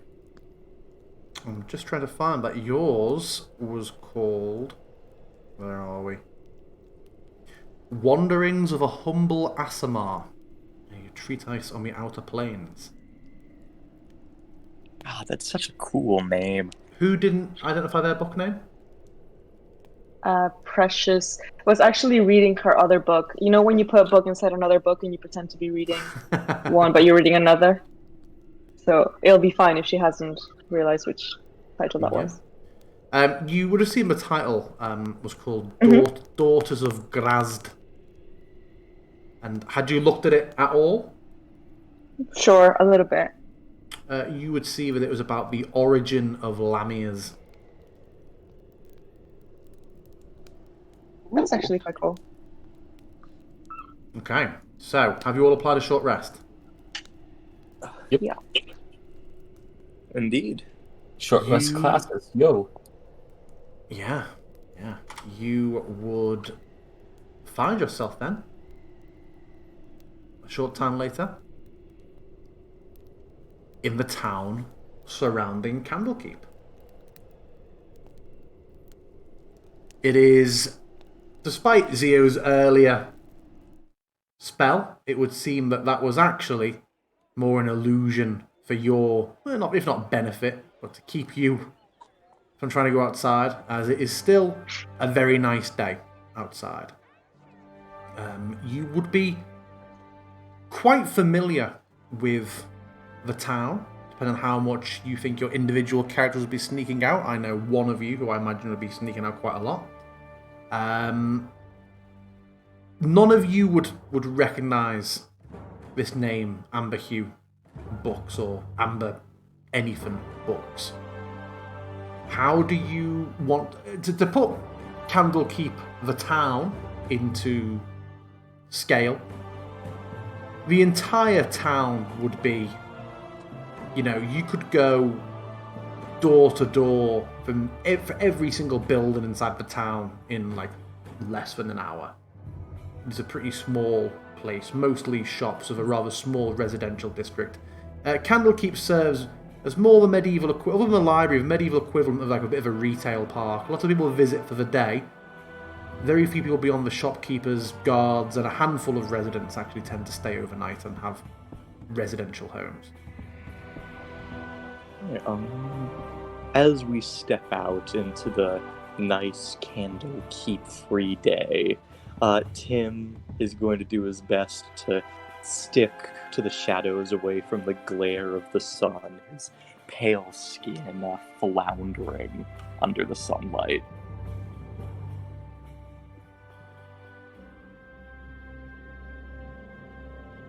If you keep doing that, someone's gonna think you're a vampire. I have been called one before, actually. Are you one? I don't think so. I mean, unless I eat bananas and not blood, but somehow I don't think that's the case. Hey Tim, can you come over and look at this? Valley's just pointing at something just out of Tim's view. Sure, as Tim steps over. Valley watches as Tim steps out of the shadow and into the sunlight. Does Tim start to sparkle, burn, or otherwise melt? Tim, can you please roll me at... No. No, Tim steps out from the shadows as you see his eyes narrow from the glare of the sunlight. Nothing supernatural, he's just very gangly and pale. Oh, never mind, it's gone. I thought I saw something. Well, if you're seeing things, I really think you should stop, as Tim gestures generally around him. I'm not going to tell anyone, but substance abuse is not good for your health, Polly. Wait, what? You think I'm abusing substances? Tim, I'm hurt. Yeah? Like, why would I do drugs when I could read a book? It's so much cheaper. There's a lot of deflection from Tim this episode, I think. We're all such nerds. Do you need some help? Is this... No. Tim, have you been taking substances? No. Tim looks at you with confusion and says, "Well, you looked so out of sorts this morning. I was worried about you." You know, Precious, maybe we should hold on to Tim's share of our payment to make sure he doesn't use it for something like bad. Like an allowance or something. I was worried about you. But you're really focusing on this substance abuse thing, and I don't know, that's a lot of focus, Tim. You're worried about you. Guys, come on. It was one time after primary school. We don't need Wait, to what? talk about it. So Well, it was. once! One time! There's a guy named Greg. Said it. Whatever. You need us to go, like, help you fight Greg? Yeah, I feel There's like we're a- uncovering some personal plots here. Listen, it was one time, and I was curious, and it was a bad trip, and it was just something I wanted to avoid afterwards. Are you sure you don't want a bit of help, like, beating up Greg? I'd be glad to help you out. He was a stoner I met like 10 years ago. He's probably beat himself up enough times by this point. Oh, well, okay. But if you need help, just ask. I'm not. We're all here for Is- you, Tim, like, whatever problems you may have. So if you ever find yourself going down that path again, just know that all three of us are here to support you and defend you against the Gregs in the world. It was one hit of weed, one time. As Tim continues to very indignantly protest as we make our way through the lower town of Candlekeep. At last, Tim. It's good to see you once again.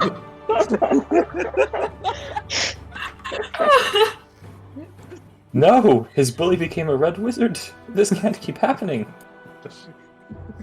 Okay, so unusual backstory beginning to be unravelled. I'm gonna have to go and absolutely find an excuse for Greg to visit Candlekeep. You make your way out into the town.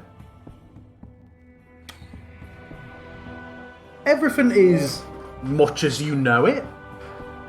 There are, well, what sort of areas of Candlekeep you want to head off to first? Are you wanting to head through the scant residential area into the commercial district, which has like the main rows of shops, or are you more looking to kind of check out near the gatehouses and the barracks?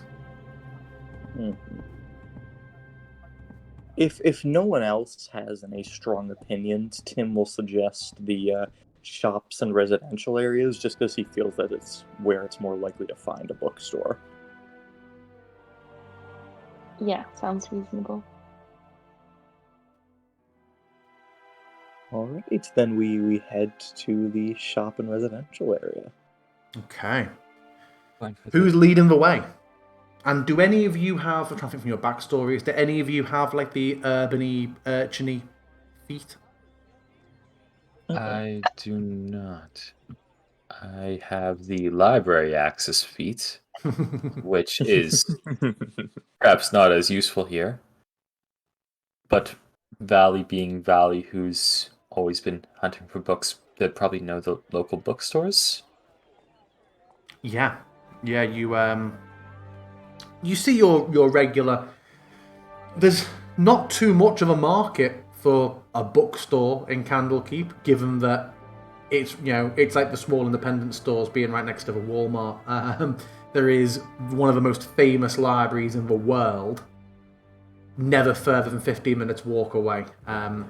So a lot of the books are kind of small, they're very, very small stores, but kind of focus on very often fiction or very, very mundane books. I imagine Varley would have checked them out anyway at some point in time. Books are books, but they are unchanged from your last visit. Is there anything particular you'd like to look for in one of them, or conversations you'd like to have, or would you just be, sort of scoping them out and carrying them on? Val would probably ask the local proprietors if any of them have heard of the Amber Hue. Just asking if there's ever talk of someone new setting up shop or any newcomers who might be interested in making some trade. I'm just trying to find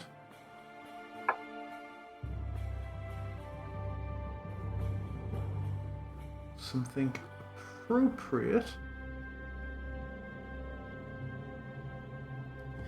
You see in the second of the bookstores you come to, called Rhyme and Reason, and mostly focuses on poetry.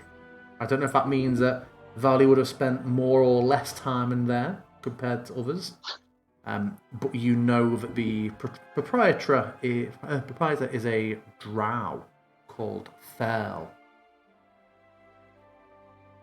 And he's dressed in, no small poetry store owner has any business being so well dressed, but he clearly puts a lot of time and effort into his appearance and to letting you know how much time and effort he put into his appearance. He is someone who is quite vainglorious. Oh no, he's hot!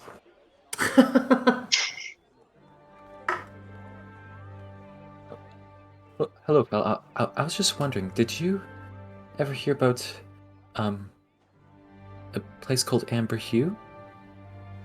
Oh!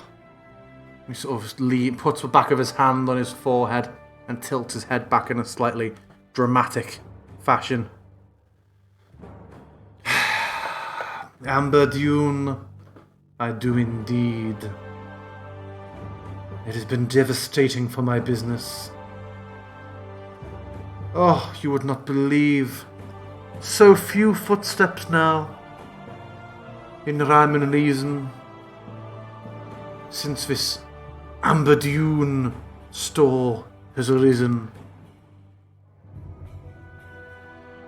So many staff, seemingly an endless supply of books, even rare tomes. I've attempted to find out who their supplier is. Alas, to no avail. I fear Rhyme and Reason will not outlive the season. That's that's very sad. I'm sorry. But it was a good rhyme. It was. It good. Just might not save you any time. That attempt was more of a crime. It's good. It's good. So, could you point us towards Amber Dune? We'll need to find it rather soon. Hopefully before noon. Let's, no need to over-labor, or the game will lose its flavor. Amber Dune is about 10 minutes away from here, down the western trade road, back towards the gatehouse. What business? I'm not losing your custom to them as well, am I? I simply could not cope. Oh no, you don't worry. Don't lose hope. We're just going there to investigate something that maybe is a bit bad. Maybe one of their suppliers was giving them bad stuff. So don't worry about it. Ooh. All will be well. All will be well. Don't worry, Phil. Yes, very good. A bad supplier? What led you to this conclusion? I'm asking for only noble reasons, beyond a no delusion. There was a bit of a book, and it had a fierce right hook. Very well. I'll take your word for it. This conversation has left me very shook.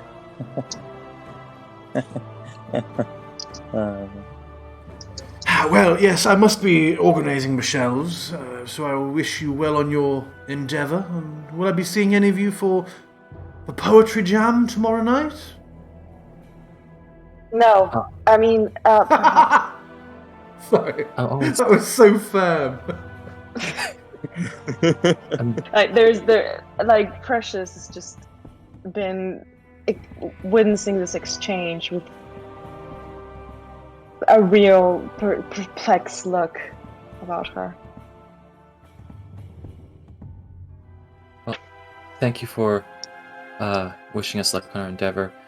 We'll be sure to return the favor, and it's been a pleasure.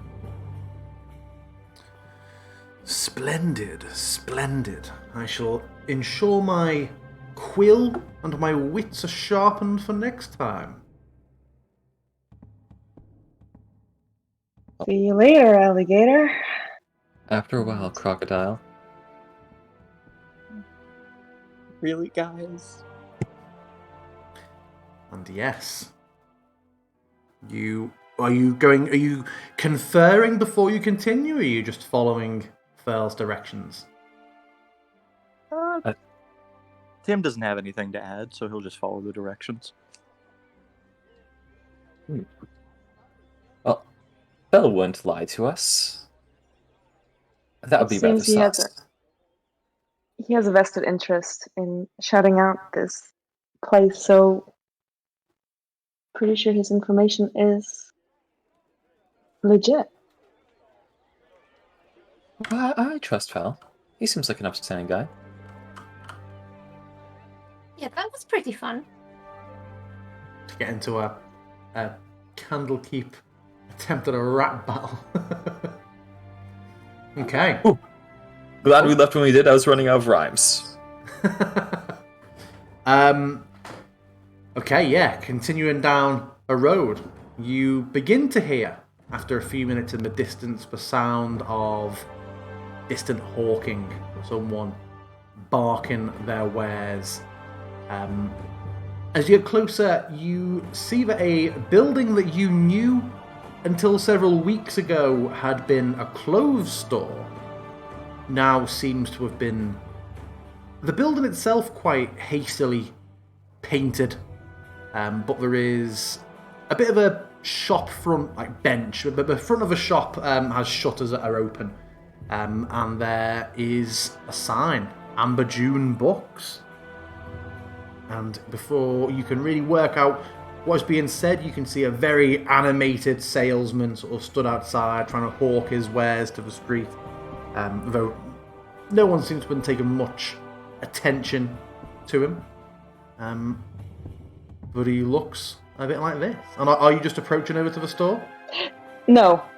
Oh, No. okay. I will pause on that then. Are you having a confer beforehand? All right, what's the plan? Yes. I think we should pose as customers. Maybe just, do a little bit of a pretend to be looking for a really rare tome.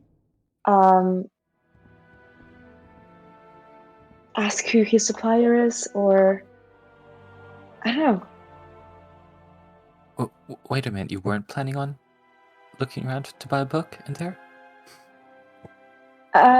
No, because potentially the books that might be sold to us would be deadly. I But would love to know there might if be this good man books. Not the point, Valley. Focus. Do I have your focus? Yes? The book You I have read my before. focus. Okay, I could really use all your focus right now. Yes, you have my focus too. You have Okay. my focus, although let me know if it's too much focus, because that happens sometimes. Okay, I'm focusing. I'm getting Dwight vibes. You couldn't handle my undivided attention. It is possible we are dealing with a very, very bad evil man. That tried to kill maybe Zio or one of our very beloved teachers. He destroyed a book. At least You're right, one that's book. several. Yes. Good to have you on board, Bally. Well, actually, Riley, how good was that book? Let's just... Was it an interesting book that was destroyed there? I mean, kind of. It might have been interesting. I mean, it was very chaotic, and the handwriting was just horrible. It just looked like gibberish. Very Really hard not to read. the point. Guys, Sounds like- again, So it sounds like it was a Murder real intent. 6 out of 10 kind of book. I think it was about lycanthropes and like some gods, something like that. Also some like divination and like multiverse. I don't know. Okay, This so we're book was going- about every subject in the world. It sounds like. Yeah. Okay, so we're looking at like a 6 out of 10 book that was destroyed. All right, let's approach that with like a 6 out of 10 villainy mindset. All right, I gotcha. Yeah, I got it. No, a 10 out of 10 in murdering intent. I'd say.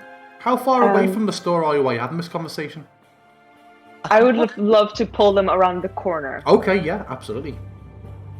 So like, you know, kind of like, okay, hustle up.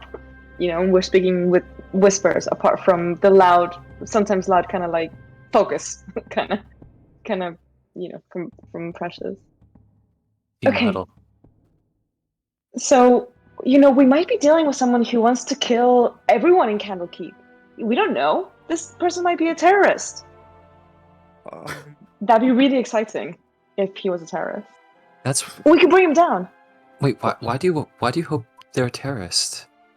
Or, I don't know, like a I villain. just got this image of some old passing woman being like, terrorists! There's terrorists in this alleyway!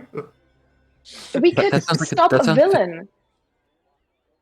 Like a Precious? 10 out of 10 villain or like a 6 out of 10? Because either's like a good thing.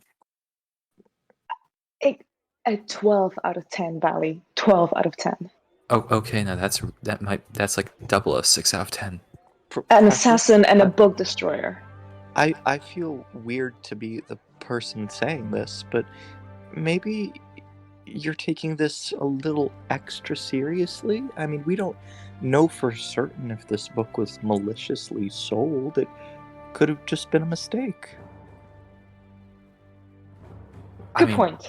You're right. Like whoever is running the store sold a book to someone who didn't read it. And if that's the kind of clientele they cater to, maybe the proprietor doesn't even read the books they sell, and that's like a 7 out of 10. That's a crime enough on its own. And we don't need to talk about it because it makes me sad and mad. But I think it's worth, you know, going into this with a maybe not an adventure against villainy mindset. You know, An open mind, yeah. Let's go in there and roll the punches. but not deal out punches that are unwarranted, because that is illegal in this jurisdiction, and I don't want to go to jail. I mean, I'm sure Zio would have our back, right? Tim looks at Volley. Right. Do you think he would?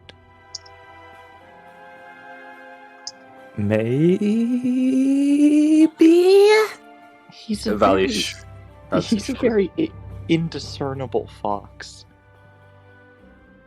very rule-abiding, yeah. But Precious managed to convince him to like give up 200 gold in a bribe, so like maybe Not we can- give out, redistribute for services rendered. I think we really need to have a conversation about this, guys, but maybe this is not the time.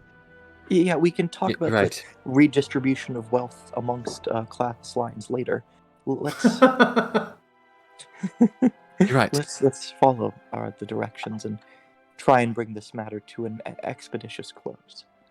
Okay, so this is Right. what I propose. You can completely disagree, but just hear me out. You two, she points very clearly towards Valley and Tim. You guys Hello. know your books. Mhm. So I think you should Yep. pose as like, you know, looking for some really juicy tomes and distract him. And meanwhile, Riley and I could maybe have a little swoop around and, you know, try to find out some information that might be hidden. Does that sound good? Oh, Tim, we get to be undercover. This is gonna be fun. Oh goodness! Works for me. It's I'm like one no of good those. at this. It's like one of should- those novels I read where those Harpers infiltrate the Zentarum. Good. What should my fake name be? Bob? Jim? Rick? No, you gotta go for something really creative if you're gonna be like the hero of the story. Like Joe. Who's Joe? Joe Ligma.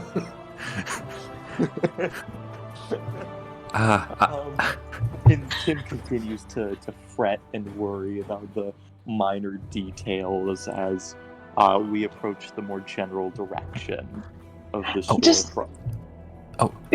Before we go, just one more thing before we go. I think this is important. Precious puts her hand in her mouth and apparently without any effort pulls out a tooth and root and all, and gives it to Tim and said, "Here, take this." What?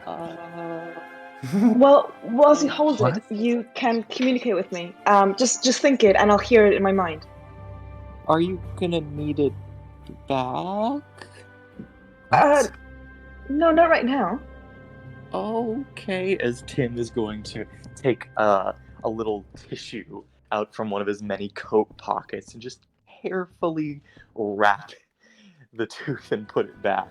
Is this tooth sort of like clean, like it's a fake bit in there, or is it all like bloody rooted and a bit gummy, like it has been live and just torn out?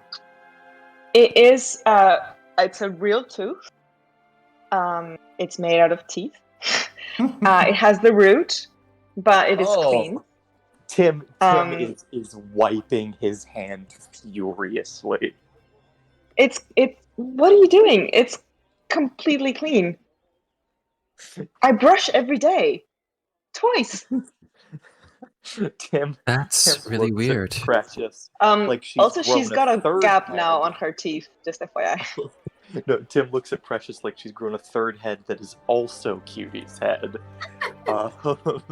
And he just quietly pockets it and says, why don't we go in the store and leave this conversation? You're right. Alright, Tim, I've got my disguise. I'm ready. Valley's gonna clear their throat and straighten up and try and look pompous. Me too. Tim takes off his glasses. Okay. Do you see anything, Tim? Do I need to be like your seeing eye person? I'm not blind. Let's just go in. Okay. So you see this animated chap in front of the store. The shutters are all sort of lifted up so that you can see that there is where the windows of shutters are folded up, kind of serves almost like a counter. You can see there's another chap behind, sort of like wrapping books.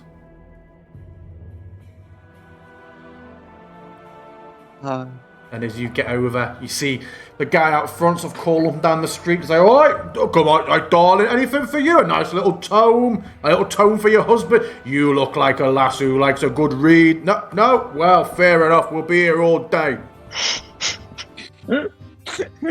And he catches, or who's in the front? And has the art come up? Has the art come up for you all? Yep. Yes. Very nice. Yeah. It is amazing art. Oh, it is very nice. And he catches the eye of who did you say is at the front? I think Nox said I was leading? It'd probably be Volley. Oh, an auspicious day, well and truly, my friend. You look like the sort of a big brain. Hello there, I'm looking for your finest books. Valley's putting on a very ridiculous voice. There's a flash of, like, you know, that thing. The sort of salesperson in the street who gets ignored all day suddenly has someone come and, you know, ask for what they're selling. There's just like a flash of delight for a moment. It's like, but of course, my friend, of course, and you're esteemed. Your entourage, your retainers, your closest companions. Who do we have here? Yes, I am Kenshin Gaius, and I'm looking for your finest books. What was that name again? Sorry? Kenshin Gaius. Kenshin Gaius. A fantastic name. And he sort of holds his book to one side and wipes his hand on his front and reaches out and gives your hand a firm shake if you will give it. Vali will do the classic JFK shake. Grab right hand, put left hand over, shake twice. The optimal handshake. Tim, his eyes squinting hard from lack of sight, peeks around by Volley's side and says, "Hi, I'm Jim." Jim! A most true pleasure to meet you, Jim. A pleasure to meet you too. Are you also in the market for some spectacularly high-quality literature today? I am in the market, as Tim gestures at the area around him, and I am looking for books. So yes, I am. Bookseller, I need your finest books. I need your second finest, please. Truly, this is the most auspicious day in the history of Amber June books. Inbar! And he sort of calls over to his colleague behind the counter. I hope you're ready to do some gift wrapping, my brother. And he looks to Riley and Precious. So, are all of you approaching? They just in the front, weren't they, yeah? Yeah. Riley would probably stay a bit back. Okay. So we're split at the moment, are we? I think so, yeah. Okay. I think we're looking to like find an opportunity to sneak in a little bit unseen, something like that. Yeah.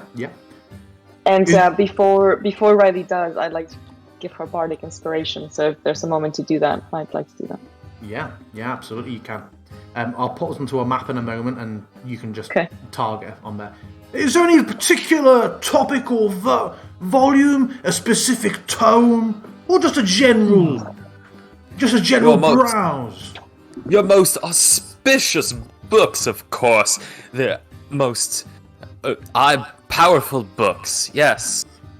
Oh, forgive me, sir, but this is Amber June Books, but there's not a single book here that is not auspicious. Oh, really? Wait, really? Yeah, yes. Valley briefly drops the accent before sliding back into it. I'd heard of a very auspicious book, but the name escapes me. Perhaps the most auspicious of all auspiciousness, yes. I'm going to bring us onto a scene at this point.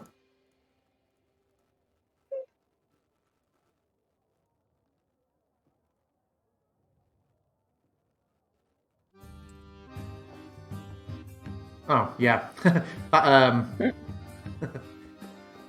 We had more stops than I thought we would. This humble proprietor of literary love has the honour of calling myself Ramar Amber June. Forgive me for not introducing myself earlier. But if you're, in the realms of our most auspicious, an unusual adjective for us to keep falling back to as well. But every book here is independently sourced, is a true riveting read. Some are magical in nature, some are mundane is a most disappointing word to use, and not at all accurate, but although tremendously fascinating and masterfully penned, are alas, not magical. But you name a topic, I'll tell you a book. Or if you have a specific title in mind, I must confess, these things here, he sort of waves a box in his hand. Not our finest wares, things for, the rabble in the street, the non-discerning scholar, as you yourself clearly are. Please, come in, let me show you some of our more specialist tomes. Of course. Yeah, I love specialists and tomes. He steps in and ushers you in, and then goes to close the door, but sees Obviously, Riley and Precious. Well, actually, are you moving to follow Riley? You just moved up quite soon. Vali I is will look back. at Precious to see what's the plan. As Vali is following Rama inside, they are going to just spot Precious and Raleigh approaching, and they're going to say, "Oh, tell me, what's this book?" as they sweep past Rama and over to this side to try and draw his attention away from the door.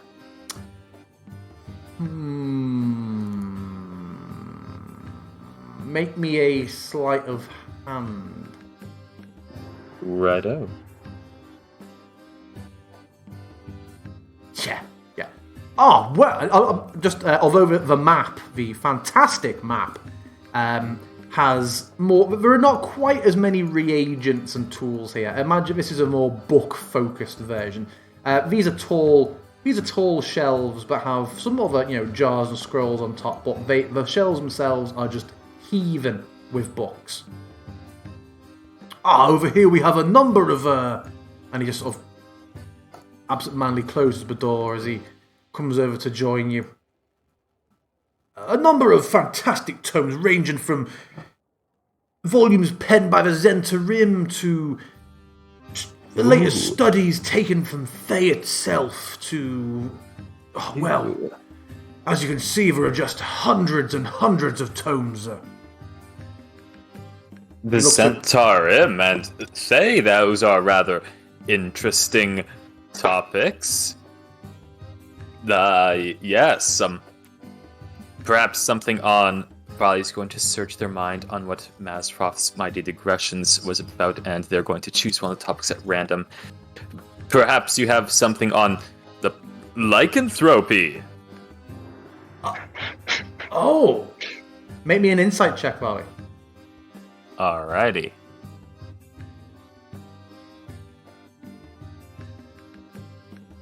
He sort of pauses for a moment.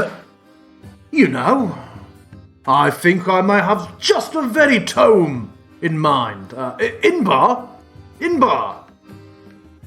The colleague who's been quite up to this point is like, yes. Do me a most welcome favour.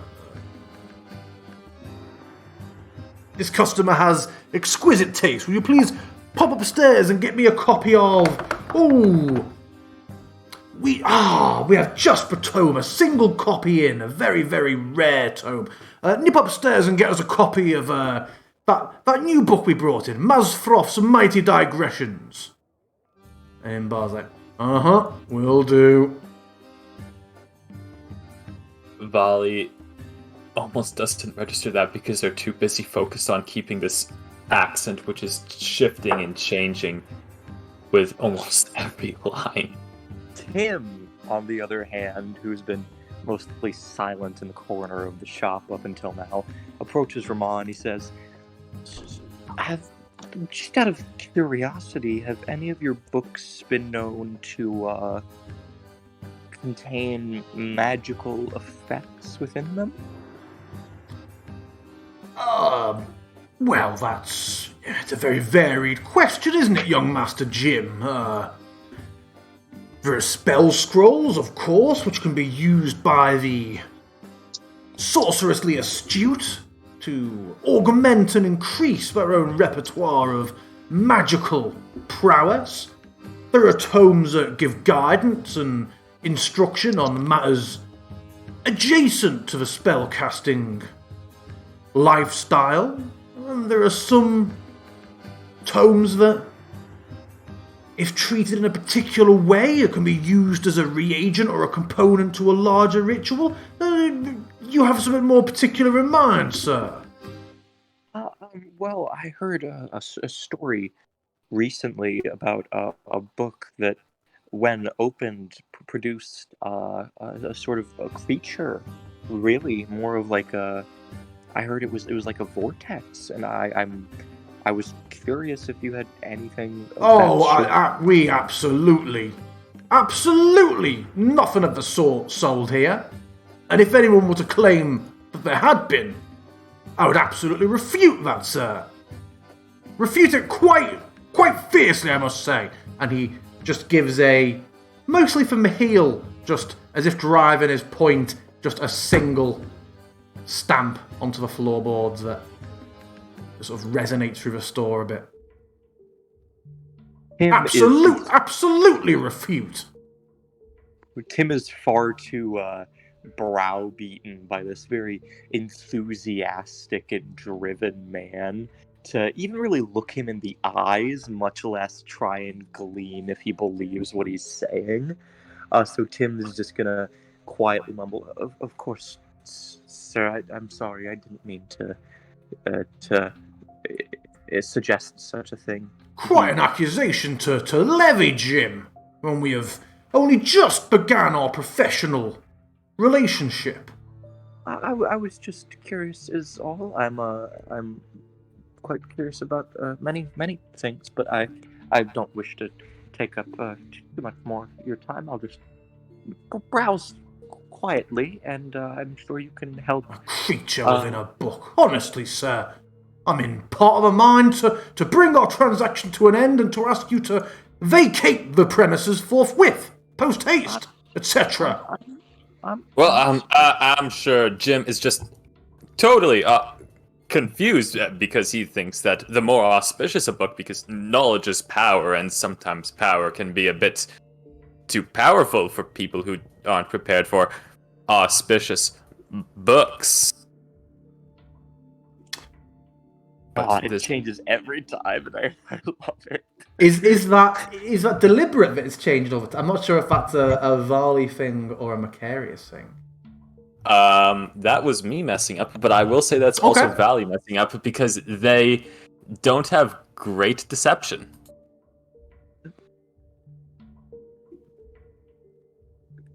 Make me a deception check, please. And then we're going to cut to Riley and... I have a question. Yeah? How much would we hear of their conversation through the windows? You would have heard... Well, let me come up the map so I can see where you are. Are you around there, are you? Well, we were watching while they exchanged, and we saw her go through this door. Yeah. And then I said, I was trying to get Cutie up to the second floor, see if he could see anything through the windows. And then Riley scouted out this place. Right, okay. So the whole front of the store, though it's windows on this map, I've got to imagine there's sort of like shutters that are up. So when stood on the street, you'd have, there's not too much noise on the street. You'd have heard the full exchange through the shutters. Oh, great. Okay. Okay. So we know where the other brother is, basically. Yeah. We know he's here. So you are wanting to have sent Cutie up a floor, are you? Well, there is a balcony. There is a balcony above you. Yeah, I was trying to do that kind of like Find Familiar thing where I see through Cutie's eyes, kind of scouting that second floor. Yeah. But I didn't want to interrupt your scene, so that's fine. I think it's a fair point, a good point to pan over with Varley's deception check having been made, and we'll get the outcome of that in a moment. But Cutie, you just usher up. Jumping from like gutter to so and so to head up to the balcony above? Exactly. Cutie goes out of sight, and I imagine this isn't something you did last time, so I imagine that you have sort of explored this connection between yourself and Cutie in the week since our previous session, and I've learned this is something you could do. Yeah, that'd be great. But you know that you are blind when this happens. So do you say or prompt anything to Yes, Riley? I tell Riley what's about to happen. That I won't be able to see her. That I'm seeing through Cutie's eyes. Okay, I'll protect you. Okay, just pull my hair. If something goes wrong, don't worry, it doesn't hurt. Okay. Okay. So, Precious, you slip into Cutie's vision. What you don't know, because you've never been in this situation before, is, unfortunately, Riley, Precious tells you this, and then Her eyes glaze over for a moment, and for you, what happens is Precious closes her eyes, and her eyelids just seem to smooth over, and she has no eyes on her face. And then, horribly, one by one, her eyes, the eyes of Cutie, sort of pop up, and the space around Precious's face just brought the art back up to remind you. So yeah, a number of almost arachnid eyes just pop up where Precious's eyes used to be. And they just that is terrifying. They all just sort of blink and twitch independently, but don't seem to focus on you. Precious, you're oblivious to this as far as you're concerned. So cool. You've just slipped into Cutie's eyes. Cutie jumps up, clambers up onto the balcony. There is a door and a single window. Is Cutie trying to sort of stealthily peek through, or just being 100% cat-like? stealthily? Yeah. Then I will make a stealth check. Do you have control of Cutie's action? I don't remember. I think I can do. You can do rolls, but I can't. Can I do rolls? I've got access. I can make a stealth roll as Cutie now if you'd like me to. Yeah, no, I can only do kin smell and claws, so no. Okay, 1 second. Ooh. So a 19. What's on Harrison? Cutie sort of peers through the window from the corner, and you see a larger room than the one you were just in. A nice sort of laid out, clearly a bit like an office workspace, with a large, almost like fountain in the middle of it. Some sort of indoor pond with a gently shimmering plant, and you see Inbar. Well, you don't know he's called Inbar, perhaps, but you see the other gentleman step up, walk across the room, shoulders slightly slouched, and open and head into another chamber. Doesn't bother closing the door. But a few moments later, he emerges holding a copy of a book. He then stops. He's holding the book. He stops dead in the middle of the room. I imagine the timing of these two things taking place, you would hear from the raised voice of Ramar and the stamp of his foot that the moment he stamps, Inbar stops dead in his tracks and looks around holding his book, and then he slightly quicker darts into this room and closes the door again. So we now have our two timelines sort of overlapping. We're at the point where the stamp has been made and is sort of wrung out. Cutie is up on the balcony. The conversation is taking place downstairs. Is there anything that Riley's wanting to be doing while this is taking place, and she's sort of guide? Are you holding on to Precious, or are you just sort of stood guard? Or were you planning to hold on to her until you saw her face? I mean, is she like limp, or is she standing, sitting down? Are you stood or sat? I might have just leaned against the rail, so that's to, Okay, so if she's able to stand on her own, I would probably go here to be able to sneak a look inside and just kind of hear any conversation. Okay, so we'll say that you are now listening to the conversation that is taking place. Are you remaining in Cutie's eyes, Precious? Yeah, I want to see what the brother does. Okay. So, cutting back temporarily.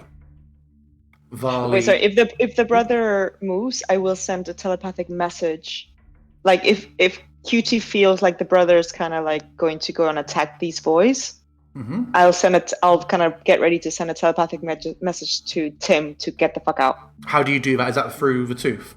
It's through the tooth. I think it's let me just double check. I'm pretty sure it's an action. I'm for me to assuming do it's it. telepathic, right? It's telepathic, yeah. It's this is the one. So it's 25 words. Oh, great! It doesn't post a description. No. It's basically message. As an action, you send a Yeah. telepathic message, but without me actually saying the words. Of course, yeah. Okay. So is it? Oh, sorry. Go ahead. No, please, Tim. I was saying, is it just get out or anything more? It'll be the other brother is the ruse is up, the brother's coming down. Get the hell out. But you haven't sent that, have you? That's just if you get That's that intent. if yeah, you're- like I know he's stopped and he's kind of like looking around, or QT knows that, or no, Precious knows that. So if he, I don't know, he gets a weapon, or there's an expression change or something, or yeah, anything like that. Okay. Like if there's a threat. Okay. So, I can't remember what the lie was. I know it was maintaining the accent, wasn't it? That was it. Maintaining the accent was perception check.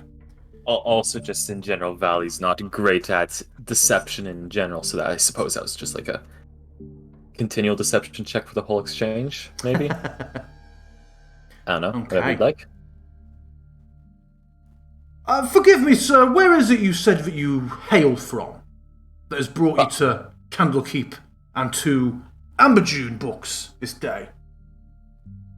Well, I've come from Baldur's Gate originally, and I am a lover of all sorts of knowledge and tomes that are quite beyond the ordinary. Especially the rather odd and the strange kind. And I Valley see. And yourself... Oh, go on, sorry. Valley gives him a wink. After all, I am quite a bit of a odd and strange person myself, so I like books that fit into the same mold, as you could say. And yourself, what was your name again? So you said it was Lim. Kenshin Gaius is my name. Oh, yes, of course. I'm familiar with your name, guys, but I mean your colleague here was Lim, wasn't it? Oh, it's Jim. Jim. Are you alright, Jim? Has not gone AFK and I've missed it. Can you guys hear me? Hello? I can now. Okay, good. Okay, so I cut out for a second. Sorry. What were you guys saying? And where is it that you hail from, Jim? So, Jim is going to look at Rama, and it's abundantly clear in his face, just like a nervous wit, as he says, I'm around. I think I'm originally from a village, quite some distance from here. You wouldn't have ever heard of it, and I'm just visiting. Visiting someone in particular? Just to see the sights, see the Candlekeep, and I just happened to stumble across this lovely little store here, and I'm very interested in books and things, and yes, I just wanted to stop by and see your selection of wares. He does not look convinced. The smile has not faded, but looks a little forced. Riley, you see, from around the building, very rapidly, it's going to go from the map, but it will be on obviously in your character's line of sight. Inbar, at street level, comes out and just begins running down the street away from the building. What the hell? And he just sprints off down the road before ducking about 20, 30 foot away, just ducking into, out of sight into some sort of alley. I want to look at Precious if she's back. It sounds like she is still in Cutie's eyes, unless she gets to a point where she decides she's had enough. Wait, can Cutie still see Imbar in the room? No, he walked into the other room and Right. closed the door, didn't he? So she was looking at like Cutie was looking at the larger room, waiting for him to emerge, but he has not. But he's okay. All right. Yep. So no, she's still in it. Let me just drag you for a moment to show you what you would be seeing. Yeah. So you seeing that. saw him cross into that room, close the door, and then not return. Yeah. And she's just seen him go down, but Precious would have no idea of that. But you can still hear Riley. No, I don't think I can. I think I'm blind and I deaf. mean, but Cutie is only about 15 foot above you. So Cutie would hear, I imagine. Yeah, if Cutie has seen the brother come out, then I might come out and I'll just look at Riley and go like, WTF.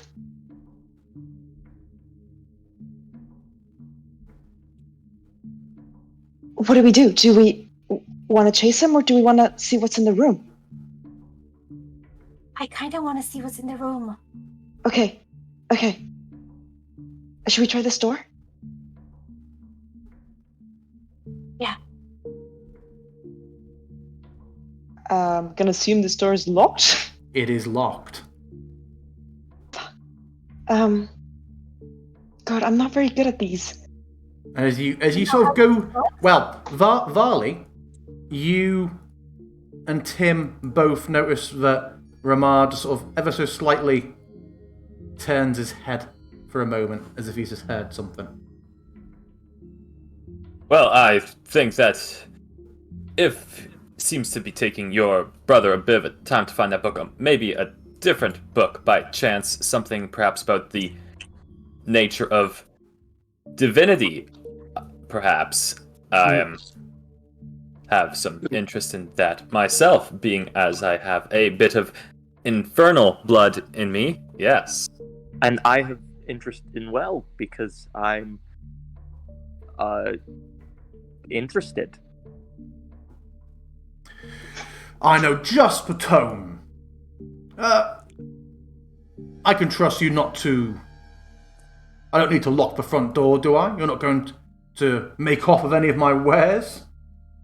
Oh, Of course. goodness no. Then just a moment, please. Besides, look at me, I'm rather eye-catching and notable. Not someone who just looks like an everyman. You know? There's a Or quick... every person. There's a quick, just, if you say so, sort of dip of the head with a fixed smile. Like, I'll be just a moment. Oh my god, what do we do? I don't know. And you hear the sound of a key turning in a lock. Shit, Precious, from directly on the other side of the door to you, you hear footsteps on floorboards, and then Oh god. them seeming to ascend a set of stairs. Okay. I don't know. But he said they have mass across my digressions, but that's impossible. We saw the book go up in smoke, right? I'm going to use my channel divinity to gain proficiency in thieves' tools, and then and then I don't have any on me, but I'm going to I'm going to dart and look around this counter area for files, nails, picks, anything that could be used to try and jimmy or unlock a door. Yeah. So make me maybe an investigation check with advantage. It's just sort of that keen divine sense floods in, and you just see yourself. I'm going to try and find a way of describing this, but isn't like Assassin's Creed Eagle Vision. You just look around with this unerring focus as different things that almost seem mundane jump out, and you're able to see a set of different thickness of needle and threads used from like a binding cover repair kit that is obviously dotted around, and you identify that as being something that could work quite well as a lockpick, as well as a couple of other components. And within a few seconds, from darting from counter to counter, you quickly MacGyver together something that would a set of makeshift but perfectly functional thieves' tools. Okay, and then I'm going to very hurriedly dart back to the door as I receive Precious's telepathic message, I mutter to Volley and I say, I think we need to go. We need to help them. And this is how we're going to do it. As I take the makeshift lockpicks to the door and attempt to turn the key, empowered by the newfound knowledge endowed by my magical endeavors. So good. Right, I'll follow your lead. Make me it's a straight dex save, isn't it? Dex ability, isn't it, for lockpicking? It is, and I believe it would add my proficiency bonus. Yes. So that is going to be an 11. May I give my inspiration to Tim so that he can I reroll? will allow it, given you'd also just said that you would be following his lead and assisting. Oh. So yeah, make that again with a +2. I'm so honored. And Volley, remove your inspiration. Slightly better. 14. There is it's stiff, and there's some scratching. You end up some unavoidable scratching on like the metal around the keyhole itself. However, just at a point where you're thinking of giving up, the lock springs. Right. And very carefully I open the door, crouching down and begin to skirt around the edge of the staircase. And I actually go to move under and hide underneath it until I know more certainly what's happening and where people are. By the way, did you also get that second message from Precious there? I did, yes. Okay. Right. What's the plan now? Okay.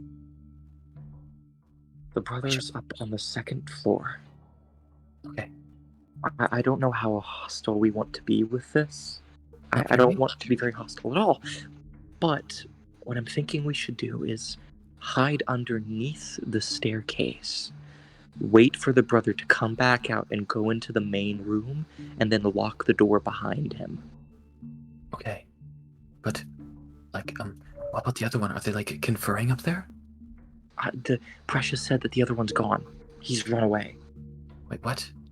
Oh, I think I heard something. Quick, Valley, you hear the click of a key turning in a lock from behind you. Wait a minute. I think I saw something through the window. And I actually did see something right here through. Excellent, yeah. As you hear that lock, you just see the bright, garish cloth, recognizable of Rama, on the ground floor, moving away from the building. What? I just saw Rama leave. Okay. Oh, this is just like that one book I read. It was called The Darkhold Secrets Infiltration, with a bunch of Harpers. Actually, not important right now. Okay, No, okay. I think we might want So then, should we go upstairs? I think we should go upstairs. Wait. Yes, we should. Okay. I'm going to, close this door and then begin to very quietly maneuver up the stairs, keeping my feet on the edges of the staircase so that they creak slightly less. Okay. To my great shame, I haven't put multi-level, multi-story blah blah blah on this map. As you're doing that, the boards are notably creaky. That even with your attempts to be sneaky, Precious, who was stood right on the other side of it, you would hear multiple people walking right on the other side of the door now to you and to where you and Riley are. If they go up, they'll also see QT just out the window. But I'll message telepathically to Tim to say, "Is that you guys? We're out here. Open the door." Okay. And then Tim is going to open the door. Yeah, there is a key hanging next to this door. If you'd like to take the easy route. Absolutely. For flavor, may I just say, when Precious is in your head, she doesn't sound like Precious. She sounds like when Galadriel is getting that vision. Ooh, You know, like full multi-level. full Noldor mode. Yeah. Tim, But it's still her.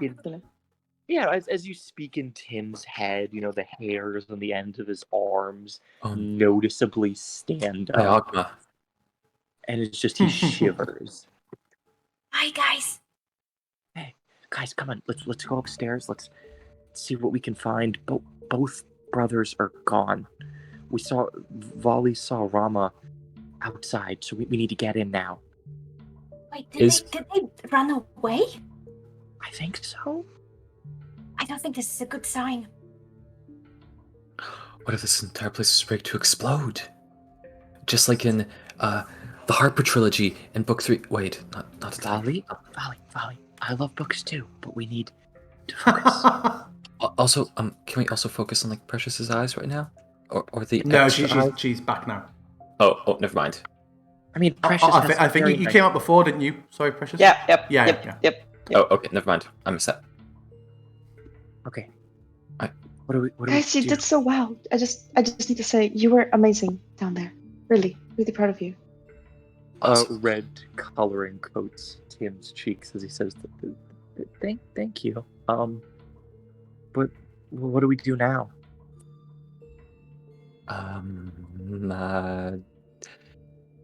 I think we should get some evidence. I do think it might be rigged. You're right. We just need to be really careful, okay? Yeah, let's go. Before we move too far, I did say I was going to give bardic inspiration to Riley before. Mm-hmm. But so I'll just click and do it because I don't want to cheat, basically. So I'm just going to target and do it. Okay. There you go. Is this still set up? Yes, it is. Yay! Oh, I see no animation on my screen now, though. I need to read the sounds play, but not the spell effect for me. Yeah. I'll have to investigate what's happened here. So, are you all heading upstairs? Yes. Sir. Okay. Oops. I will. Oh, that was a template. Yeah, I was on the wrong thing. I will move you all up there. Fireball template saved for later. It actually, for some reason, the template was Yularian High Scroll casting Fly. I don't know if you saw that. I don't know why it was when Fly had a template. So yeah, heading up you enter, familiar to you, Precious, a upper store level. Ooh, there's a lot of cool books here. Yeah, they went through here, but maybe we should check this out. See if there's any notes or any inventory of fake books or... real I'll books. keep my ear close to the stairs to listen if anyone's starting to come up. You look around. I'll also keep an eye out. Actually, can one of you else keep an eye out through the window? I'll just take a look through the shelves here for anything. Cutie can warn us. Cutie, can you warn us if they come back? And you Good see boy. up at the window, sort of Cutie reaches up onto it and then just gives you a proper thumbs up with one of its little fleshy people hands. Oh, it should not be able to do that. Just don't look. Just don't look. Focus on something else. Yes, thank you. We're not looking. How will we see the other warning? As Tim is going to move so that his back is to the railing, he's going to press his ear close to it to listen for vibrations in the wood in case anyone's coming up. Okay, I won't make you do a perception check now. I'll just take that into account if anything becomes relevant. Mm-hmm. If that gives you the jump on anything. So what's Riley doing? Very interested in this thing. This plant. This indoor pond. Yes. On which there seems to be a gently shimmering plant, and you see a number of fish and frogs swimming around inside. I won't go into too much detail because this will turn into a very lot. I could talk for hours about all the fish, but maybe in here. So we'll just say there's a couple of big fancy goldfish. It seems to be more about the plants than the fish. This particular pond, the fish just there. Riley would also be more interested in the plants than in the fish. Okay, yeah, you see the leaves give a faint green shimmer, and a slight thin mist hangs over the surface of the water. Interesting. And as the mists grow and grow, you all hear the howl of wolves, and surprise, Curse of Straw. Dang it, I knew we'd go back to Barovia. It's like Skyrim, like, hey, you're finally awake. God damn it, Todd! You got caught trying to enter the death house, same as me, and that thief over there. Okay, what's Varley looking for? Vali is going to be searching this shelf for any copies of Mazroth's Mighty Digressions, as well as any other books that might catch their eye. Okay. I won't make you do an investigation check. I'll just tell you straight up, almost all the books here are blank. Well, a couple that are not. There's an old, faded, weathered romance novel. There is a book of very basic and mostly outdated sort of recipes. They refer to like units of measurements that aren't really commonly used these days, or like old money references. It's like a very old book. Like old reference units like feet and inches. Yeah. Gotcha. But everything on here seems useless or mundane. Or blank. That's weird. Okay, I suppose I'll take them some time to just go through that. What about Precious? Precious is looking through this table for person effects. She's also going to cast Mage Hand, just to kind of keep an eye out for anything that might be either poisoned or trapped or designed to self-combust or otherwise be tricksy. Well, on that theme, as you get over to this desk, you do notice a bit of a burning smell beyond just what a candle would provide. And looking down on the floor, you do see the still smouldering remnants of what would appear to be a hastily burned set of papers. Damn. Are they still burning or they're not burning? They're still burning. Glowing at the edges and slowly creeping in on the paper. So she'll try to put it out. Yeah, she and can. Kind of grab them immediately and see if I can make any sense of them. Yeah. Make me an investigation check. Dun, dun. Investigation. There she goes. Come on. Okay. All you see on there is what looks to be some quite just mundane handwritten instructions on about a shipment or a delivery. A summary of costs. You see 1,000 gold sort of written on there. And then the only other thing, underneath the 1,000 gold, you see a single word written and like double underlined. The word is, I'm just getting the spelling of it for you.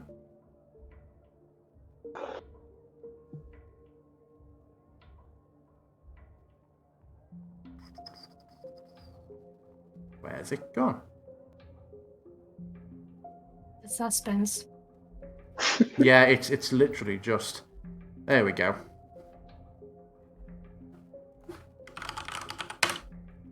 Oh, Cutie doesn't say it. It's like Cutie select.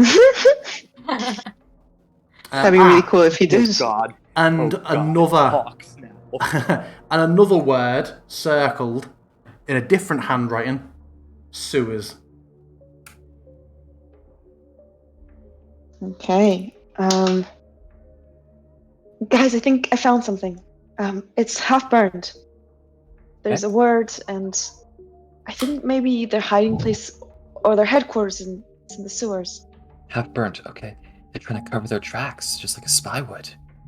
Ooh, that's clever. I don't And understand why they left, though. And they locked us in. Oh, there's another door here. Did anyone hear a click? I heard a click. I also heard a click. Tim, did you hear I a click? didn't hear a click, but I'm gonna pretend I did, just for group unanimity. But there's been no click since the one that you heard downstairs, Valley. Okay. Okay. We Alright. all heard a click, but it's. I think it was me messing with my son's Mario Pez. Gotcha. I've put it away on the side of the desk now. I've reprimanded myself. I heard the click, and it sounds similar to the sound of the door locking down there. So. Like that. Yeah, like that. Yeah. Yeah. Are there Right. any keys here that would open this door? Like, can we? Is there like a? There is no keyhole Yeah. on this door. A door without a keyhole. That's fancy. Ooh. You did that little magical hand thing, right? Did you Yeah. like make the hand on the other side of the door and then like open it from the other side? No, I don't think I can actually do that. I think Oh. I think I need to see where it appears. I'm not sure if I'm reading the spell. You know, what if something we could do like much easier is what if we go outside and then like go in the way the brothers went out?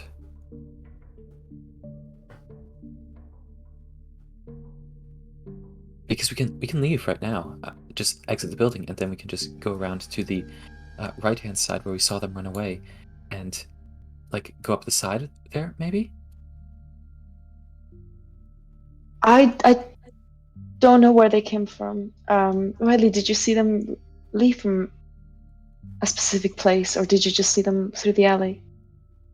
They, I think the first brother went into an alley. Yeah, I don't know where this other door would lead to. Can I just touch it with the mage hand and try to push? It's Yeah. not a very strong hand, but Take my strong hand. open door. Come on. Whoa! Well, that's a very big hand. Perfect. It's Big B's hand. Yeah. Big Bear's hand. Bigby has a big hand. Are you looking just to open the door? Come on, door. Open up. Oh, see? All you have to do is ask. And a slight breeze rolls in as you see, Precious, the window has been opened wide and the bed sheets are actually hanging out the window. Oh, that's really That's so clever. unsophisticated. I was hoping for some teleportation or something. Ooh, that's really clever. It's just like, you know, I'm gonna learn my lesson this time. Also, only one bed. That's weird. Do they sleep in shifts? They could be sleeping in shifts. And Oh, they my were lord. roommates. Oh my god, they were roommates. Let's just quickly look at this room, see if there's any notes or any personal diaries, anything like that. All Did they right. just jump out of the window? Riley, are you looking Yes. out the window? Yes.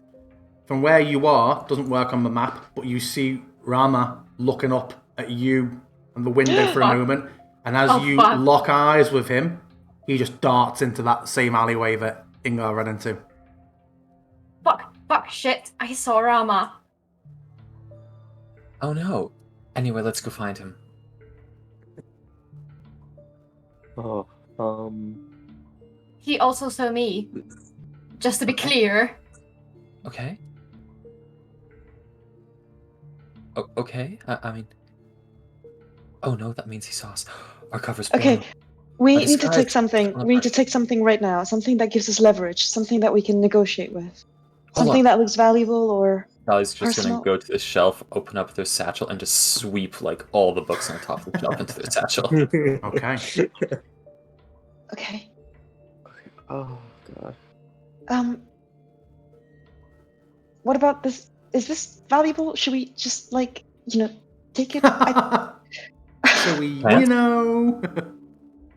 Should we just kill this plant? I We've mean, established there's no don't kill a value. plant. No, We I could take it.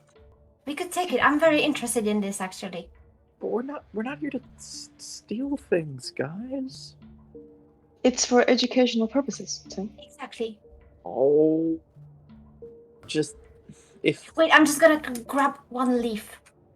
it ever comes Okay. back to bite us, I Can can Riley say I reach told you it? so. You can make me a nature check if you're cutting a leaf off. Given you don't even know what this is. It's a fireball fern.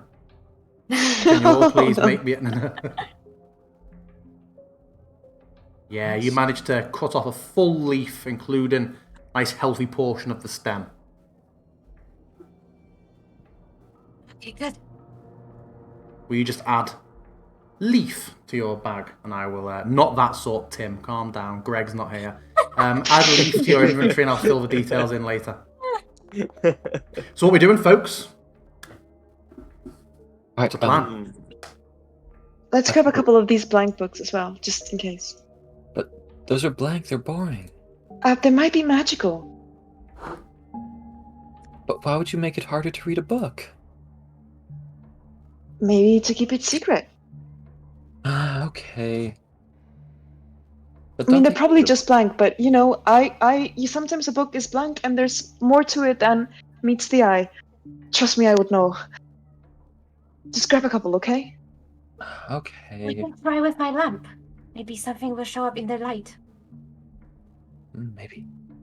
Riley's going to grab a few more books from the shelf and stuff it into their satchel, which is now getting very quite full. And I'll just add, like, I don't know, 4 We books need to into loot. find Okay. their gold.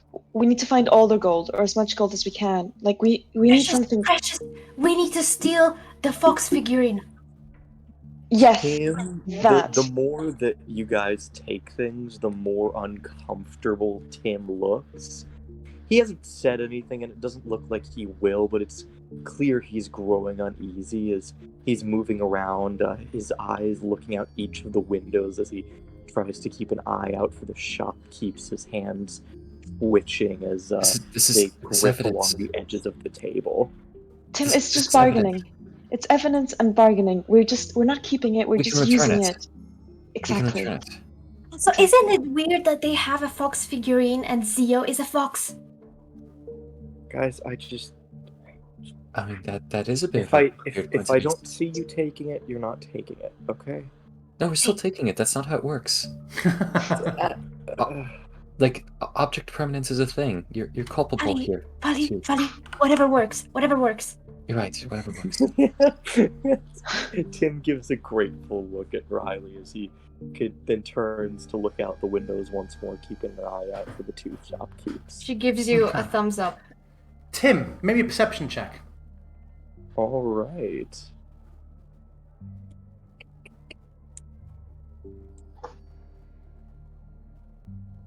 As you're looking around the street, you look down,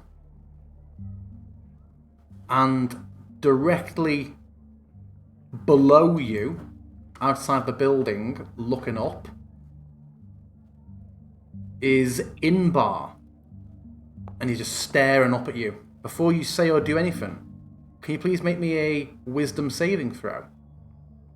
Tim DC opens his mouth DC 10. to say hello, but before he can, he... it's 15, thank God.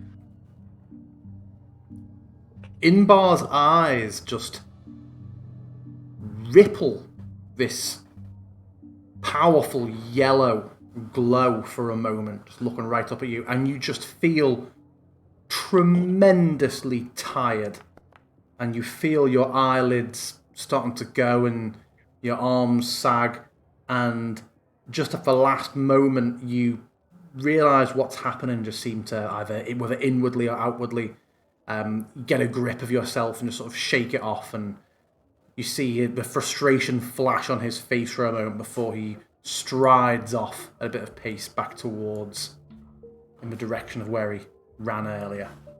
And you are confident that something magical was just attempted to be done to you. Okay.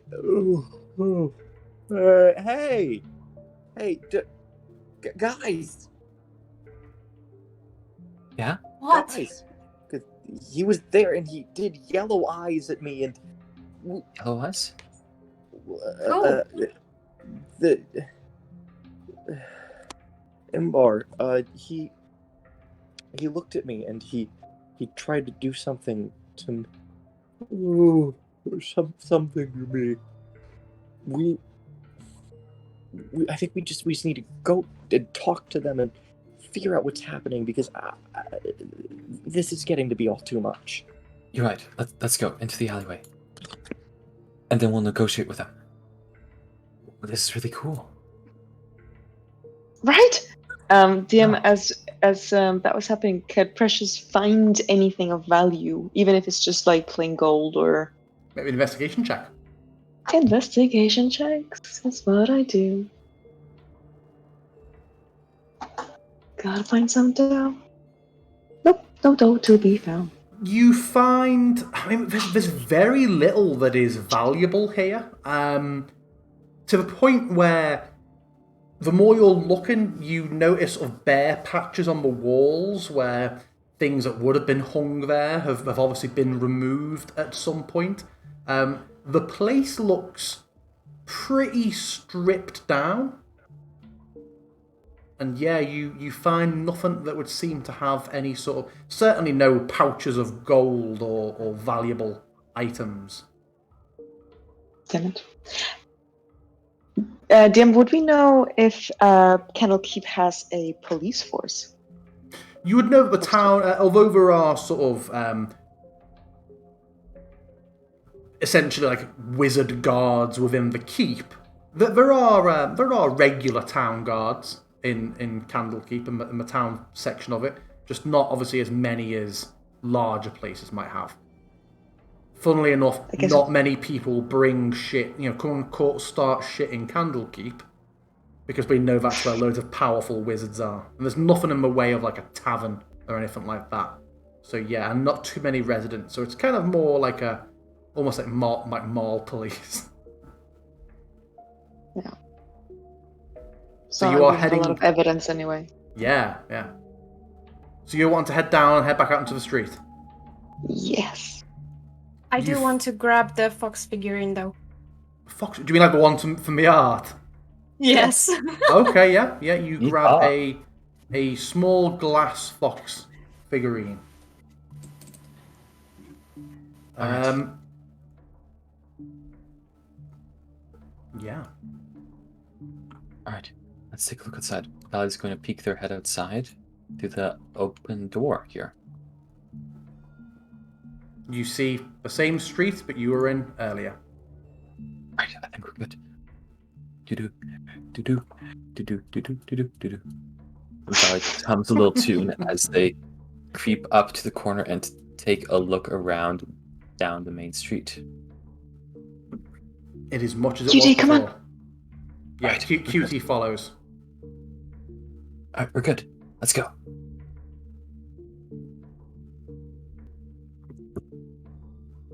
So, Actually, where are we going?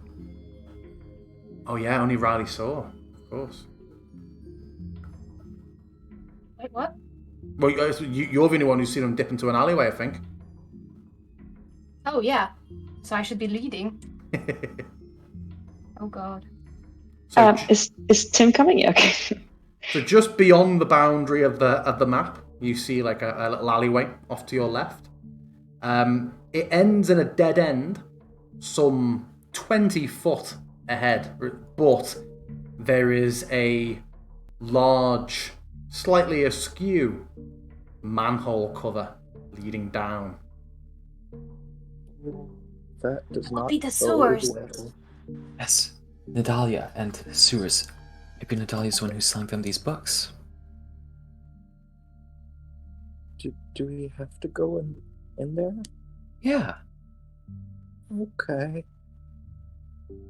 it's gonna be cool, don't worry. It's gonna be Adventure, like- Timmy, adventure. Yeah, what Riley said. Are you climbing down? Yeah. Him very, very reluctantly will if everyone else does. Who's going first? I've led a few times. I'll let someone else lead. I could lead. Okay. Then as you clamber down into the manhole cover, the smell of waste washes up and hits you. This horrible ammonia. Well, we all know what it smells like. That hits you. We will go to a 10-minute break. Sounds good. It's currently 20 past. Shall we all return at past? Perfect. Sounds good to me. Excellent. From what I said before about this being the shortest one, I'm already thinking, oh gosh. Just to give you context, we haven't got to the part of the book that's actually in Candlekeep Adventures yet. This has all been homebrew so far. Yeehaw. Well, it's very well run, homebrew. Okay. Thank you. See you in 10 minutes. Sounds All good. right, see you guys then. See you.